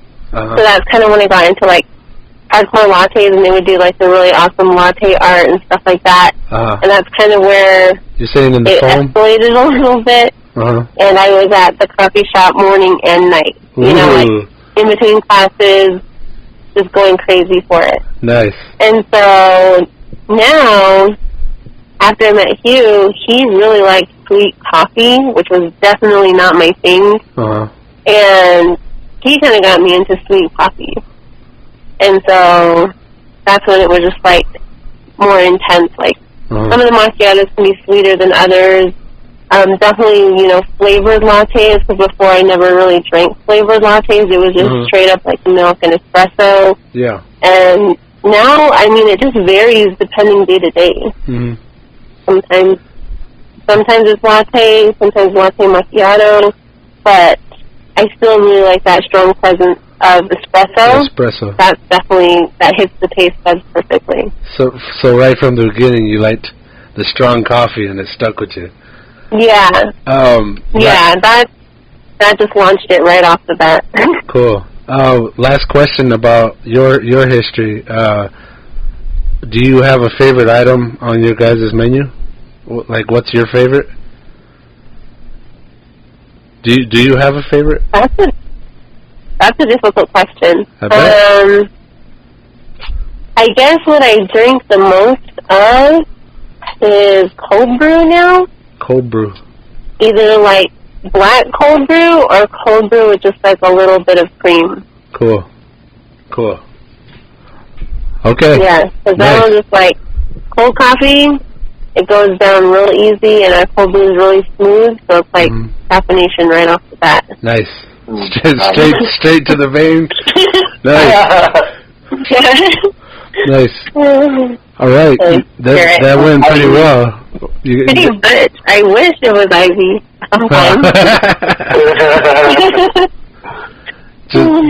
Just snort a line of coffee grounds just right to the head. Just chew on a coffee bean, have it in your cheek. We're going to start offering that as a special. Oh, man, I got to tell you something. Yeah. Okay. That's crazy. Let me go into mine, I guess. With my humble beginnings and the road as a little dirty Rez kid, I was raised by my grandparents primarily, so of course my grandma was up. We get up, go to the field, come back and breakfast was on the table. Of course, this is all before I had to go to school, so my grandma would have a full, like, hardcore breakfast set up. She would have coffee there, and always had donuts. Just, I don't know what it was, my grandma always had donuts stashed somewhere. So my favorite thing when I was younger was getting the coffee cup. Yeah. A coffee mug, and then breaking a donut in half and just dropping it in the coffee. Yes. And then drinking it just with your breakfast. And then at the very end of breakfast, my favorite thing growing up was eating that soaked donut. Yeah. You know, you're done with your coffee, but that donut was soaked in coffee. That was my favorite. Nice. That always reminded me of home. Nice. That's really cool. Yeah, so that was always my favorite. Maybe that'll be like one of your future menu items.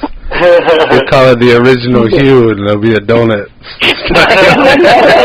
Yeah, that's why you wonder why. Like, that's why Char was like, "Oh, I introduced her to sweet coffees," but that's why, because sounds like it. Yeah. I mainly, you stick the whole donut in your coffee, it's gonna be freaking sweet as hell. Yeah. All right. That was growing up, and then, of course, through high school. Honestly, I really wasn't into coffee during high school because I did a lot of sports, and just wasn't a thing. I don't know why. I was more into milkshakes, like protein shakes, and all the stuff that would keep you like in shape and stuff. So that was mainly my go-to. Yeah. Jamba juice was good for me. But then I got into my senior year and then having to work more and all that stuff. Yeah. That's when I actually started drinking coffee. And at that time, I was working at the hospital. So one of the nurses, she would get tired and she'd be like, "Oh, I gotta make a coffee." And so she would, I was watching her one time, and she stuck half one of those little Swiss Miss cocoa packs into her hot coffee, and then put the rest with milk. So half coffee, a packet of cocoa mix, and then filled it with milk, and she stirred it around. Nice. Man, that stuff is, I call it coffee crack, dude. Yeah. It's basically a mocha, mocha iced coffee or mocha hot coffee. But she would do that because we had that in the break room. Yeah. So for a while, that's all I stuck to was just that. And in the hospital, we had a little coffee, like a coffee stand that had lattes and all that stuff. But honestly, I went to the coffee stand for Italian sodas. So even then, I didn't get my coffee from the coffee stand. I got Italian sodas from the coffee stand because they were good. I don't even know what that. I don't even know what that is. What is that? An Italian coffee. Italian soda? Yeah. Man.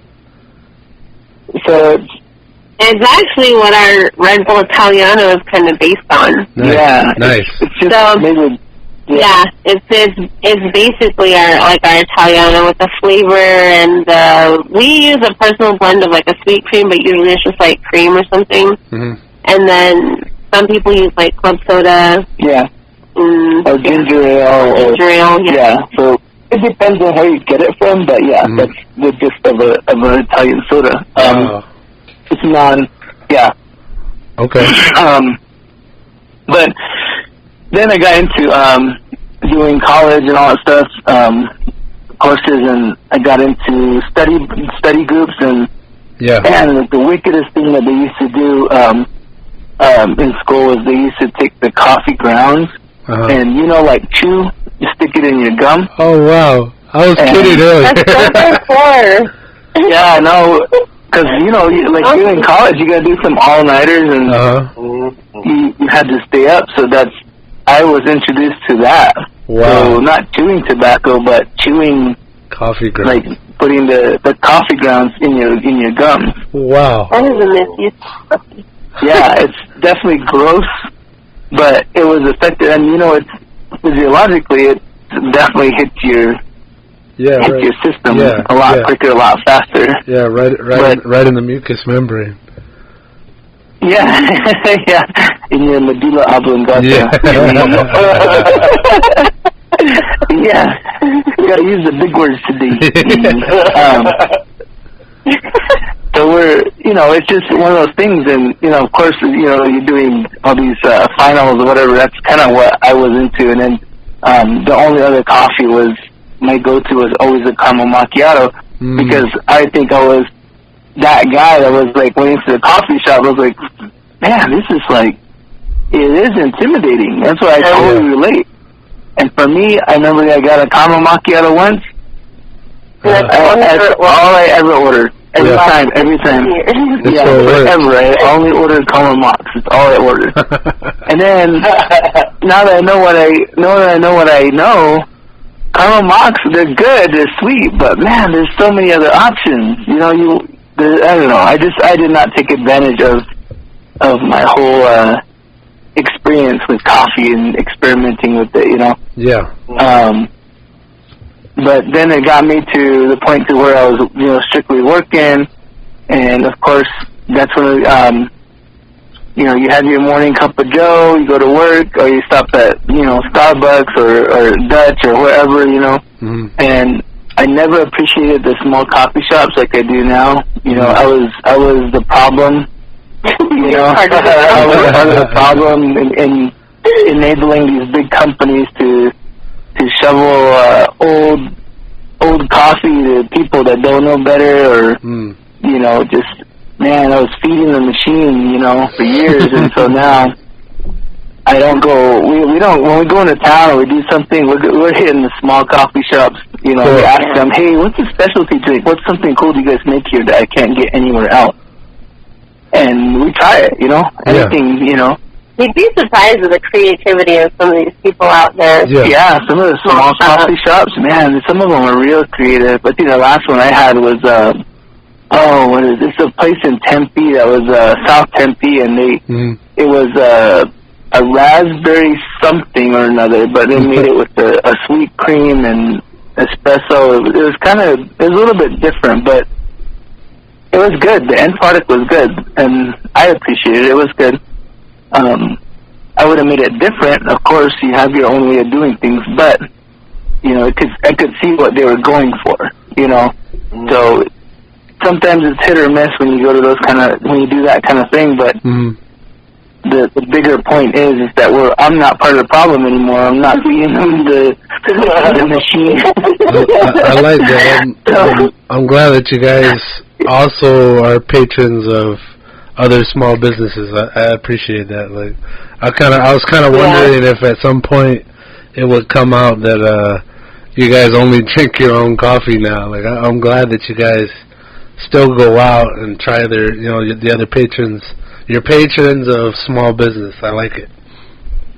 Yeah. Yeah, we do.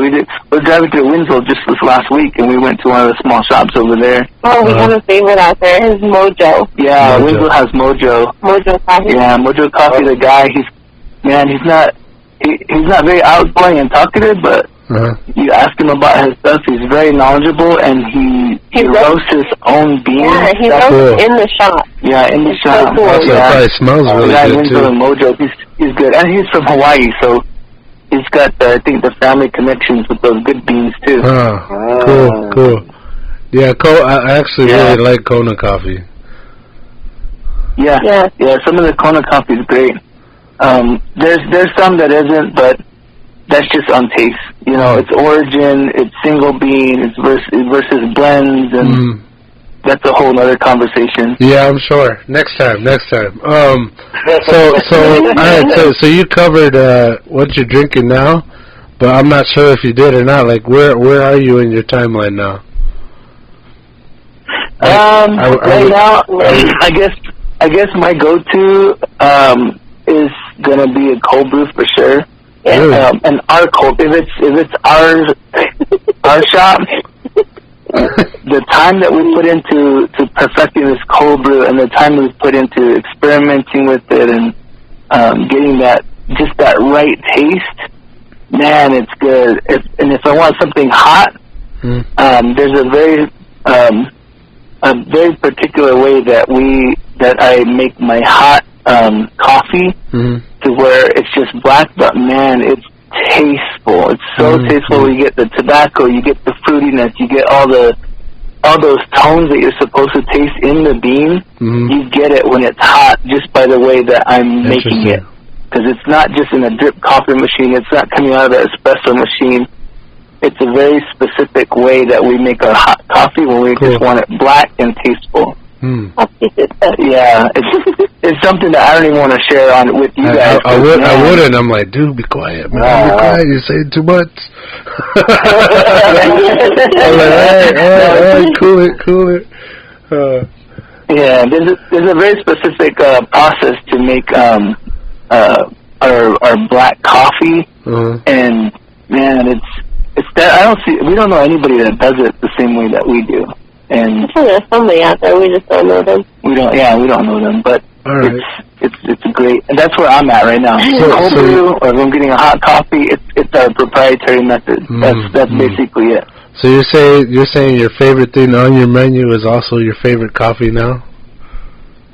Is that what you're saying? I wouldn't say my favorite thing on our menu. No. I was say it's hard to pick. No, we really like everything. Yeah, everything that we make is solid. That's what's funny, that the most common question we get is, what's your most popular drink? What's your favorite? What's we genuinely don't have a most popular or most favorite. Yeah. I always tell people, honestly, everything is solid. Everything's great. We put time and effort. Yeah. It depends on what mood you're in. Are you going to be moving around like you're at work doing something? Or are you in the car traveling? You got a little bit of time to taste it and enjoy it. All right, so it just depends on what you're doing. I want to throw some scenarios at you here, and I want you to be my barista right now. So Sky, I want you to join in on this. Yes, all right, so I just showed up. I'm at your trailer. In a freaking rush. I'm like, I'm late for work. But I'm going to be moving a lot. I got a business meeting coming up. What do you serve me? Mocha coconut cold brew. Mocha or bean sidecar. Yeah. All right. I'm taking this out of this real quick. What is the sidecar? Okay, so our bear bean sidecar is very basic. It's just one of our syrups with Red Bull. Okay. All right. So Sky, give us a scenario, and it's probably one you've already done here, but let's hear it.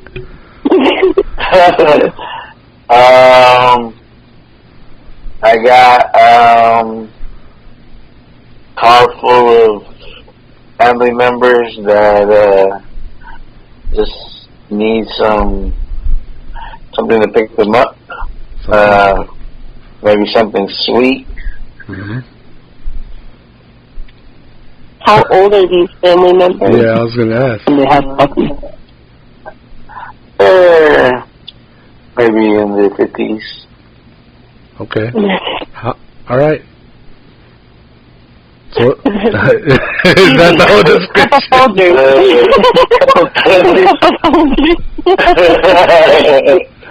It's hard to appease the senior citizen crowd. I bet. Really simple. Yeah, literally, they probably just want black coffee. They probably just want black coffee and a couple sweet and-lows and some cream. Nice. Yeah. Yeah, that's usually all they want. Little pickup. Or a black tea. Yeah, unsweetened. Nice. I do appreciate a black tea. All right. All right, I got the next scenario here. I'm just a dude. I walk up. You don't even see me come in the car. I'm just walking around the parking lot. I'm laid back. I got shades on, you know. I'm laid back. I walk up. I got a real smooth attitude, and I'm just like, man, I don't want to be up or down, but I do appreciate some coffee. What are you gonna serve me? You're just a dude playing a dude. yeah. Disguised as another dude. Yeah.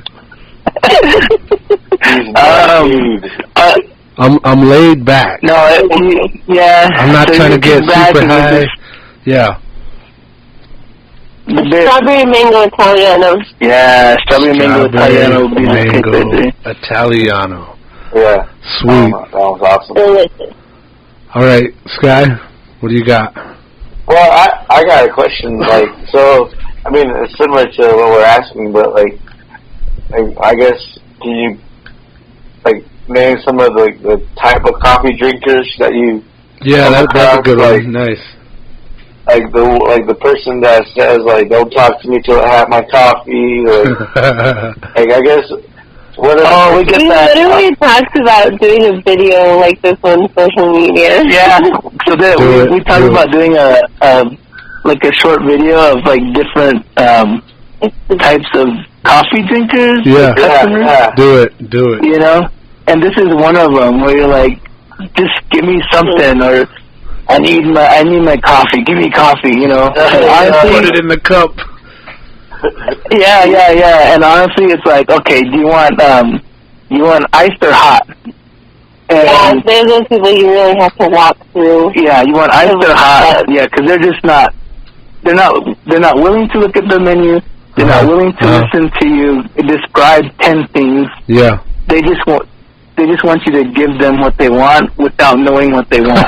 Yeah.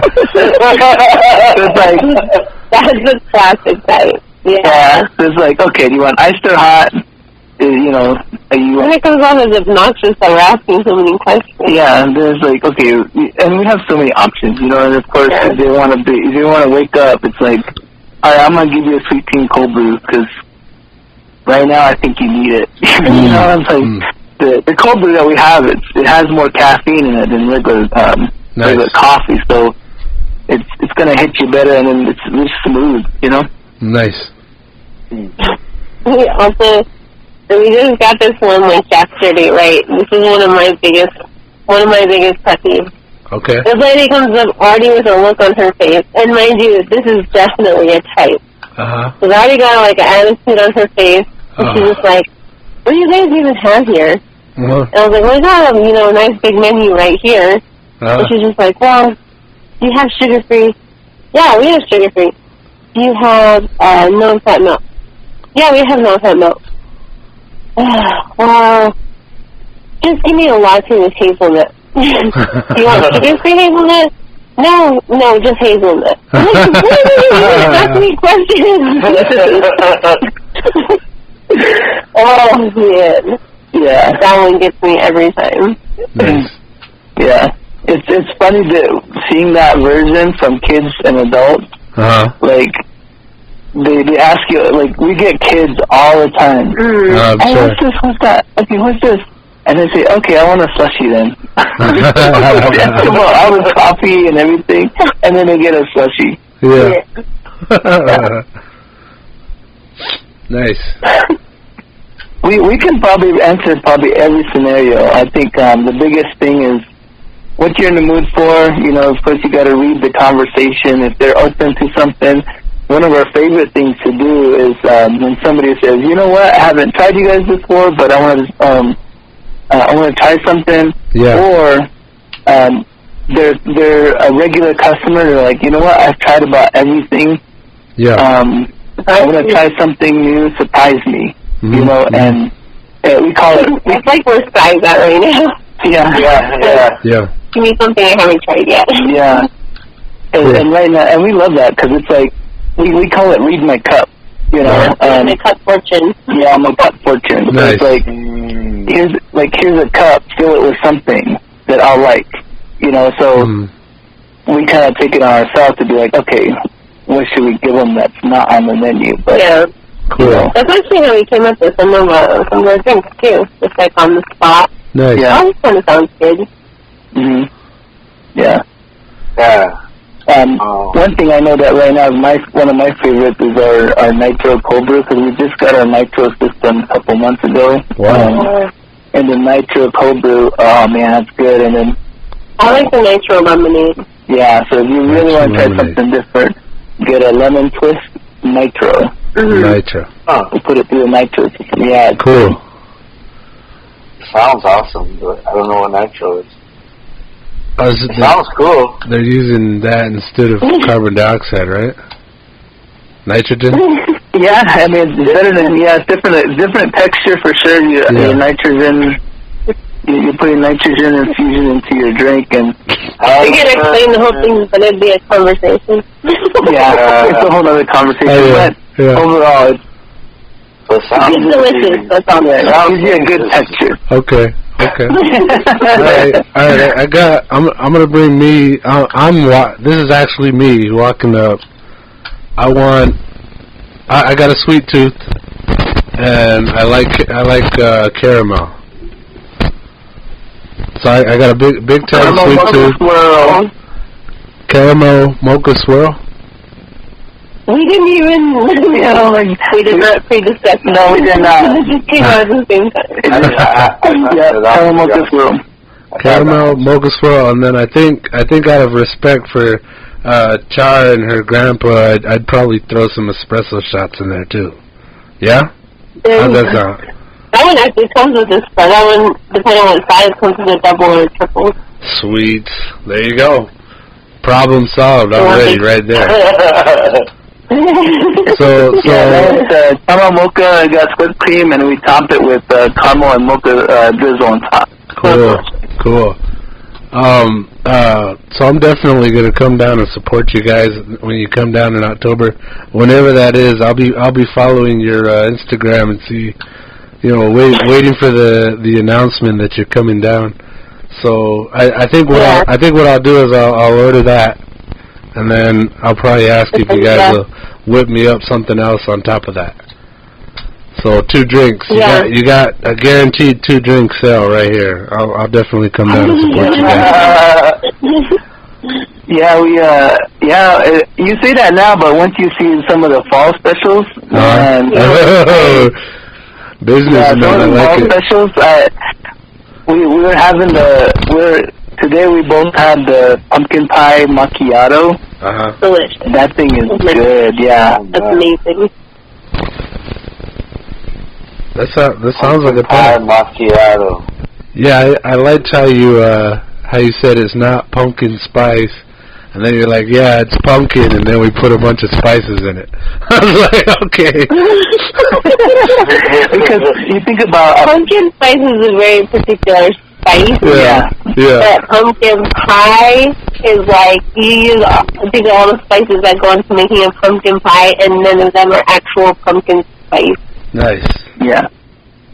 That just means that's just my baking stuff. Yeah, and if you ever look up a recipe, maybe after we're offline, of how to make a pumpkin pie. A pumpkin pie has certain spices in it. Cinnamon, like all these different things that go into it, but you don't actually really use pumpkin spice. Yeah. Nice. No, I like that you know the difference. That's pretty smooth. Yeah. It just speaks more to the fact that you guys are actually thinking about your drinks and not just throwing out dribble. It's like, hey, let's create something here. So I can definitely appreciate that in your guys' business. Yeah, did you know that pumpkin pie is not really made with real pumpkin? Say that again? I was just trying to blow your mind. Well, it's working. Pumpkin pie is not made with real pumpkins. And a lot of pumpkin pie is not made with real pumpkins. Yeah. Wow. I believe that. It's made with squash. And people don't know that. If I have to read the ingredients you get, it'll say like 100% pumpkin puree, but if it just says pumpkin, it's mostly just squash. Wow. Or sweet potato or something. Sweet potato, yeah. You just blew my mind, man. Is it just a shortage on pumpkin? Or you just got a squash that you're trying to get rid of? Damn. They're booty squash. Question every pumpkin pie from this day forward. I'm gonna call all the businesses out now. They're gonna be like, hey, you want some pumpkin spice? I'm like, well, why don't you tell me which one it is? And if they can't answer it, then they don't get my business. It's like Bear Beans would know. Bear Beans Coffee would know. Bear Beans know. Yeah. Nice. It's so funny because for a minute I was telling people, hey, you know what? Our beans were roasted last week. Go to your favorite coffee shop and ask them when their beans were roasted. And man, I started so many just like I guess everybody's brain like what? It was roasted 8 months ago. What? Like it's crazy. Nasty. Yeah. There's so many things that you find out when you really get into things and you get passionate about stuff like we do. Nice. Man, there's just so much stuff you learn about how the ins and outs of how people. What are you guys passionate about? That's what I want to do. Seriously though. Well, I thought it was pumpkin pie, but now it's now you've been lied to. Squash pie. You're passionate about squash.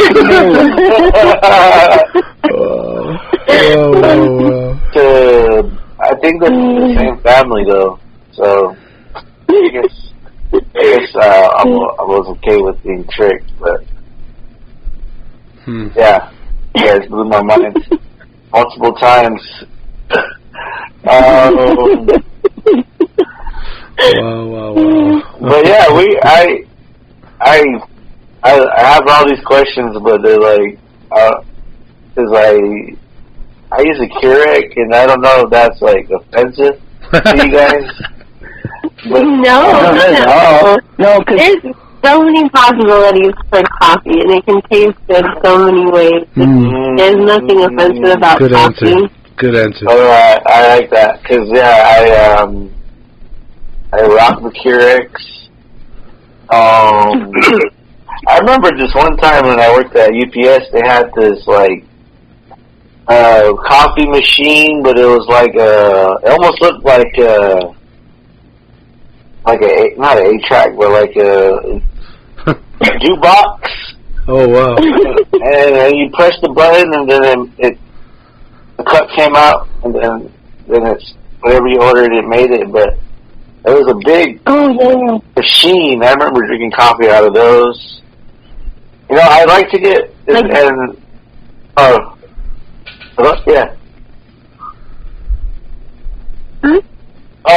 Then the coffee at the hotels.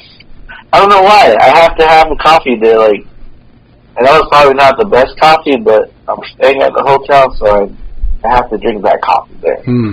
That's you. Yeah. We travel so much, and no matter where we go, he has to drink the coffee that's in the room. And I always tell him, it's going to taste like shit.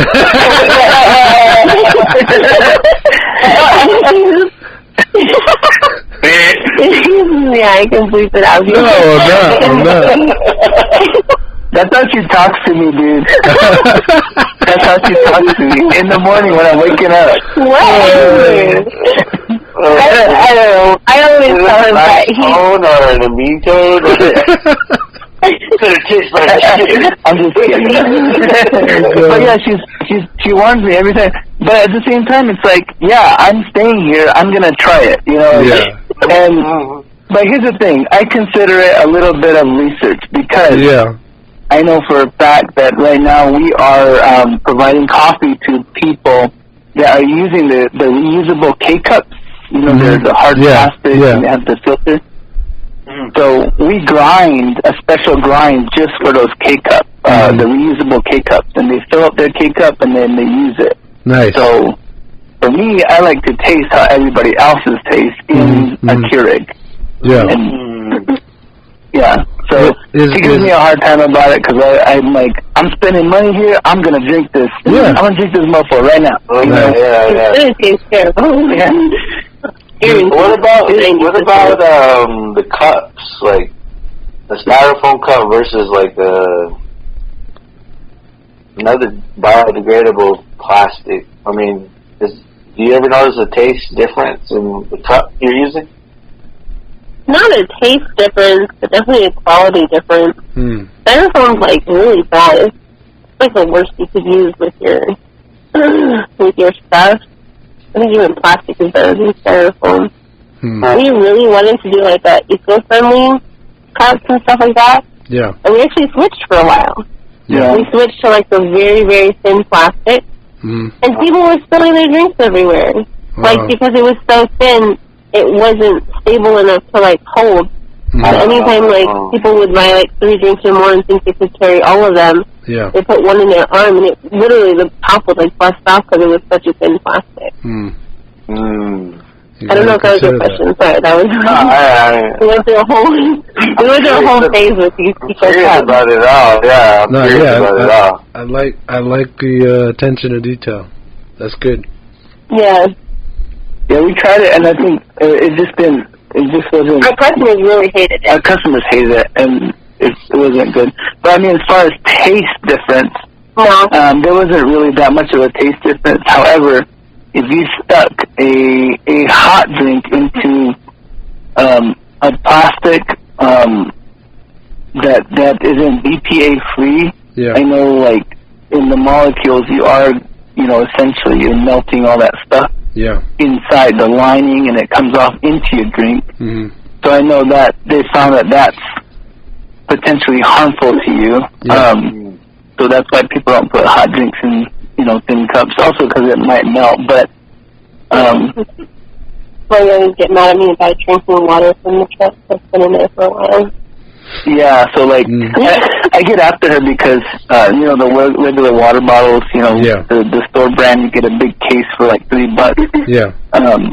If that's been sitting in your car in 110 degrees, same with Gatorade, same with the... just anything with that type of plastic. Yeah, or like what's the kids pouch drink? Capri Sun. The silver one. The juice boxes. The juice boxes. Anyway, if they'll sit in your car or your trunk. They sit in your car or the trunk, or in 100-degree weather, it changes the structure of the container, and it actually it bleeds into your drink. Yeah. And they found that those molecules or whatever it bleeds into it actually is harmful to you, and you shouldn't even you should just throw the whole thing out, So I don't know. I saw that whole research thing, and for me it was just, I was like, okay, I know now. And of course we lived in Chandler for how many years? Yeah, seriously. And I was, my water bottle sat in the car for 3 days, and then, I see it again, I'm like, okay, cool, we got water in here, just slam it, like no big deal, but not knowing what I know now, it's just like, okay, I gotta take better care of myself, When I was younger, I didn't care, but now that we're older, it's like, I'm probably taking like 10 years off my life for drinking this water. Yeah, she don't care. That's just me. Cool. But that's that also plays in how we store our syrups and stuff, because they are in plastic containers, so we're mindful of that too in our own business. good. I think what I could say about you guys is like I can trust you guys to do all the thinking about that. Like all the details you guys put into it. I appreciate that. I can just come and get a coffee and just know it's good. You guys did your attention to detail on so many levels is pretty impressive, and I think that there's questions into higher like corporate stuff. We keep using that word as a hot button. Corporate places you go, like you kind of got to question who the hell they got back there making your coffee. So I like that we've kind of touched on all these details that you guys are aware of, and that I can trust that in your coffee, that I don't have to worry about that when I'm buying from you. So I appreciate that. Yeah. Very cool. Yeah, no, we appreciate that. I'm glad that comes through. We definitely try.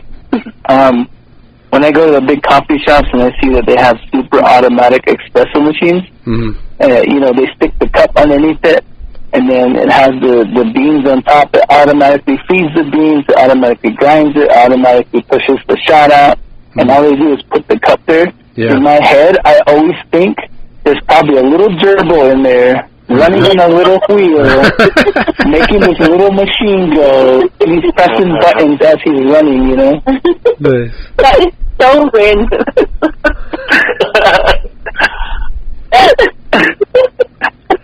This is definitely an insight to who you are. You're the hotel coffee drinker, and you believe gerbils are running everything in the back.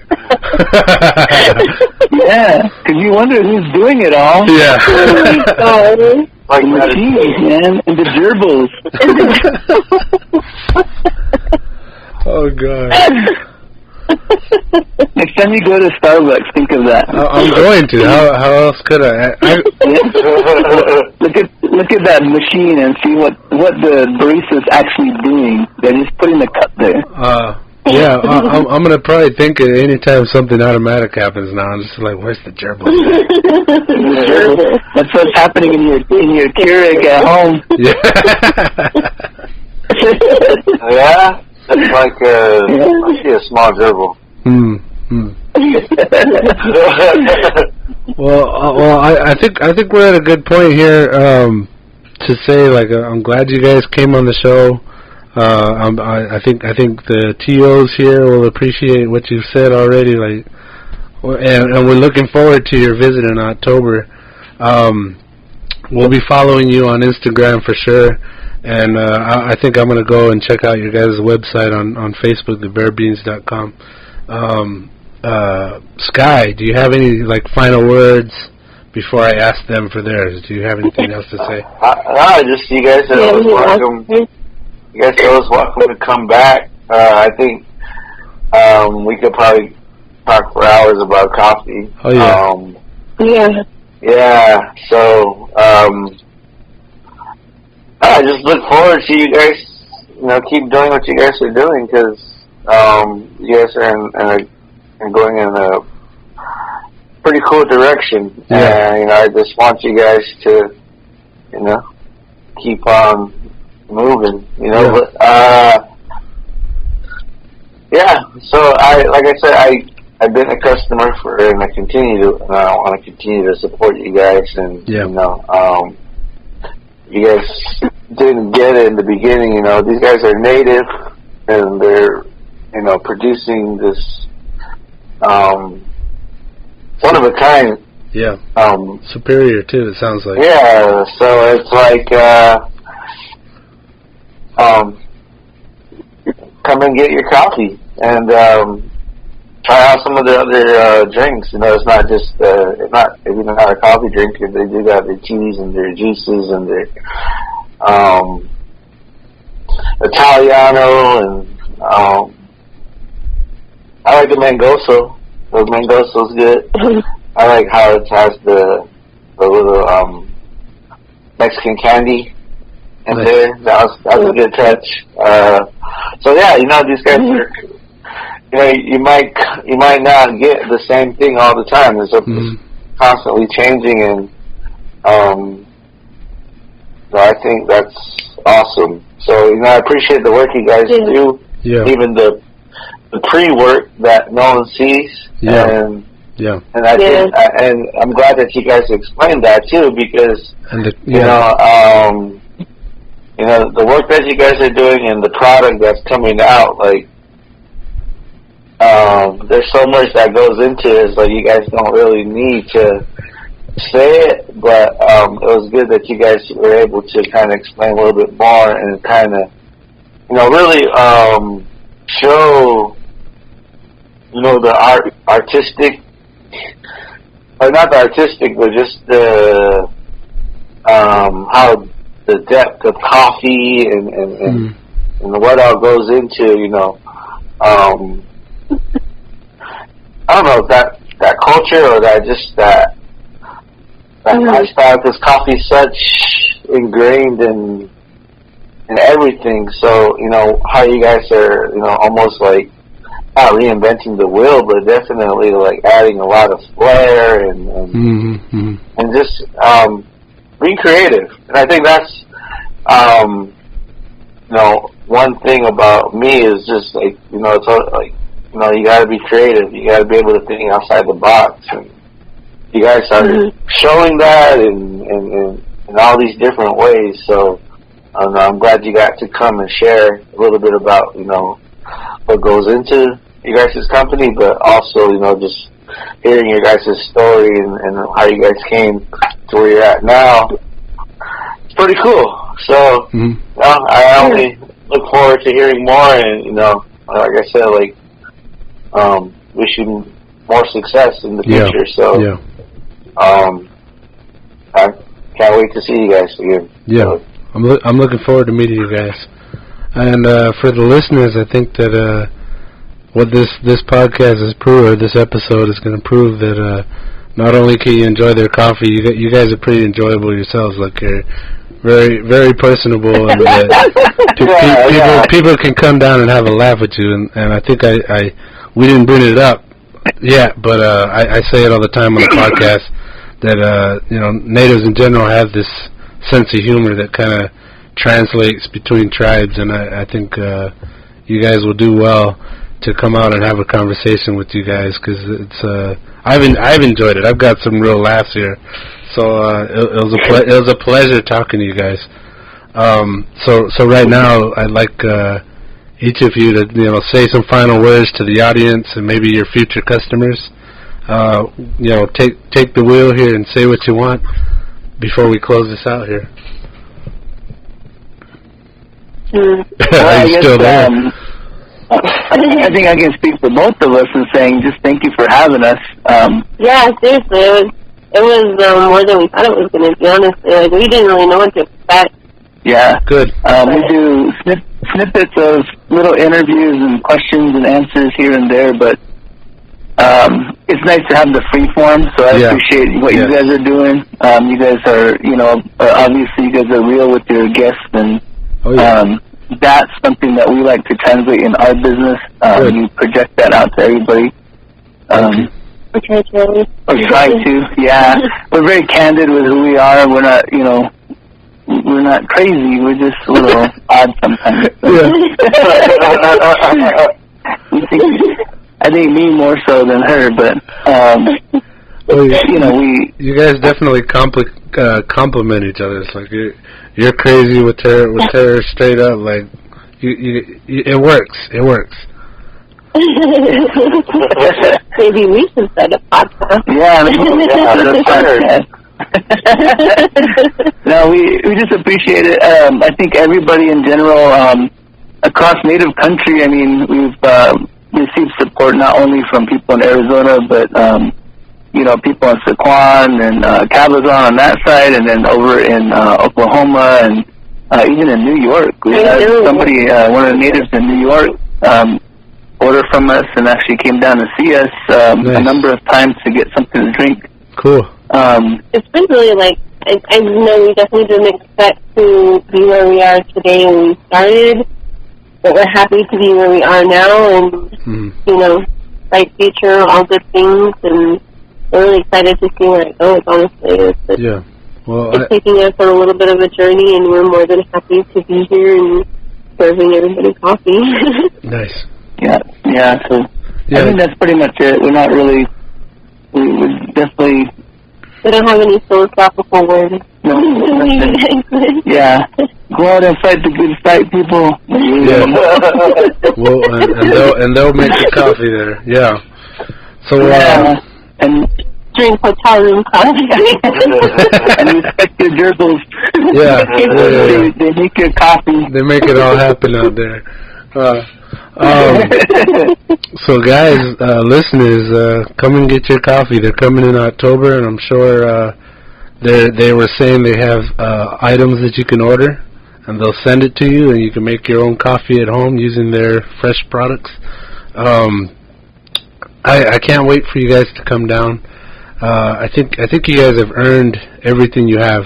I think I hear it in your dedication to knowledge and learning more, and all the little tiny details that you guys actually give a crap about. You care about your product and your customers and the experience that we have, which is kind of a rare thing now. It's kind of falling by the wayside, this whole experience, customer experience, and you guys actually care about it. So I just want to say I really appreciate that, and that anything you guys get, you've definitely proven that you deserve it. And like Sky said, I wish you guys the best, and I hope you guys do come back, and in the future we'll dive deeper into this whole gerbil theory, and maybe more into the argument over hotel coffee and whether or not you should drink the water out of your hot car. We'll get into that when you guys come back. Okay? Future episodes. Yeah. We're going to start collecting hotel coffee samples for you guys. Take it to the lab here, yeah. No, so I'm glad you guys joined us, and I hope the listeners enjoy this. I've had a good time. I had a good laugh. A couple of them were like rib splitters, You guys got me. So I hope you guys come back. Guys, thank you so much. Yeah. All right. So I'm going to hit the big red button. Goodbye, everybody. Thank you for listening to the Natives in America podcast. And again, the company is Bare Beans Coffee. You can find them on Instagram, and you can find them on Facebook. Give these guys some support, because they are shakers and movers. They're definitely going to get somewhere with the attention to detail that they put into everyday things that they do for this company and themselves. So I definitely give them my support, and when they do come down in October, everybody, let's line up and buy their coffee. Okay? All right, so goodbye, everybody. Awesome. I'll see you guys. All right. All right, I'm hitting the button.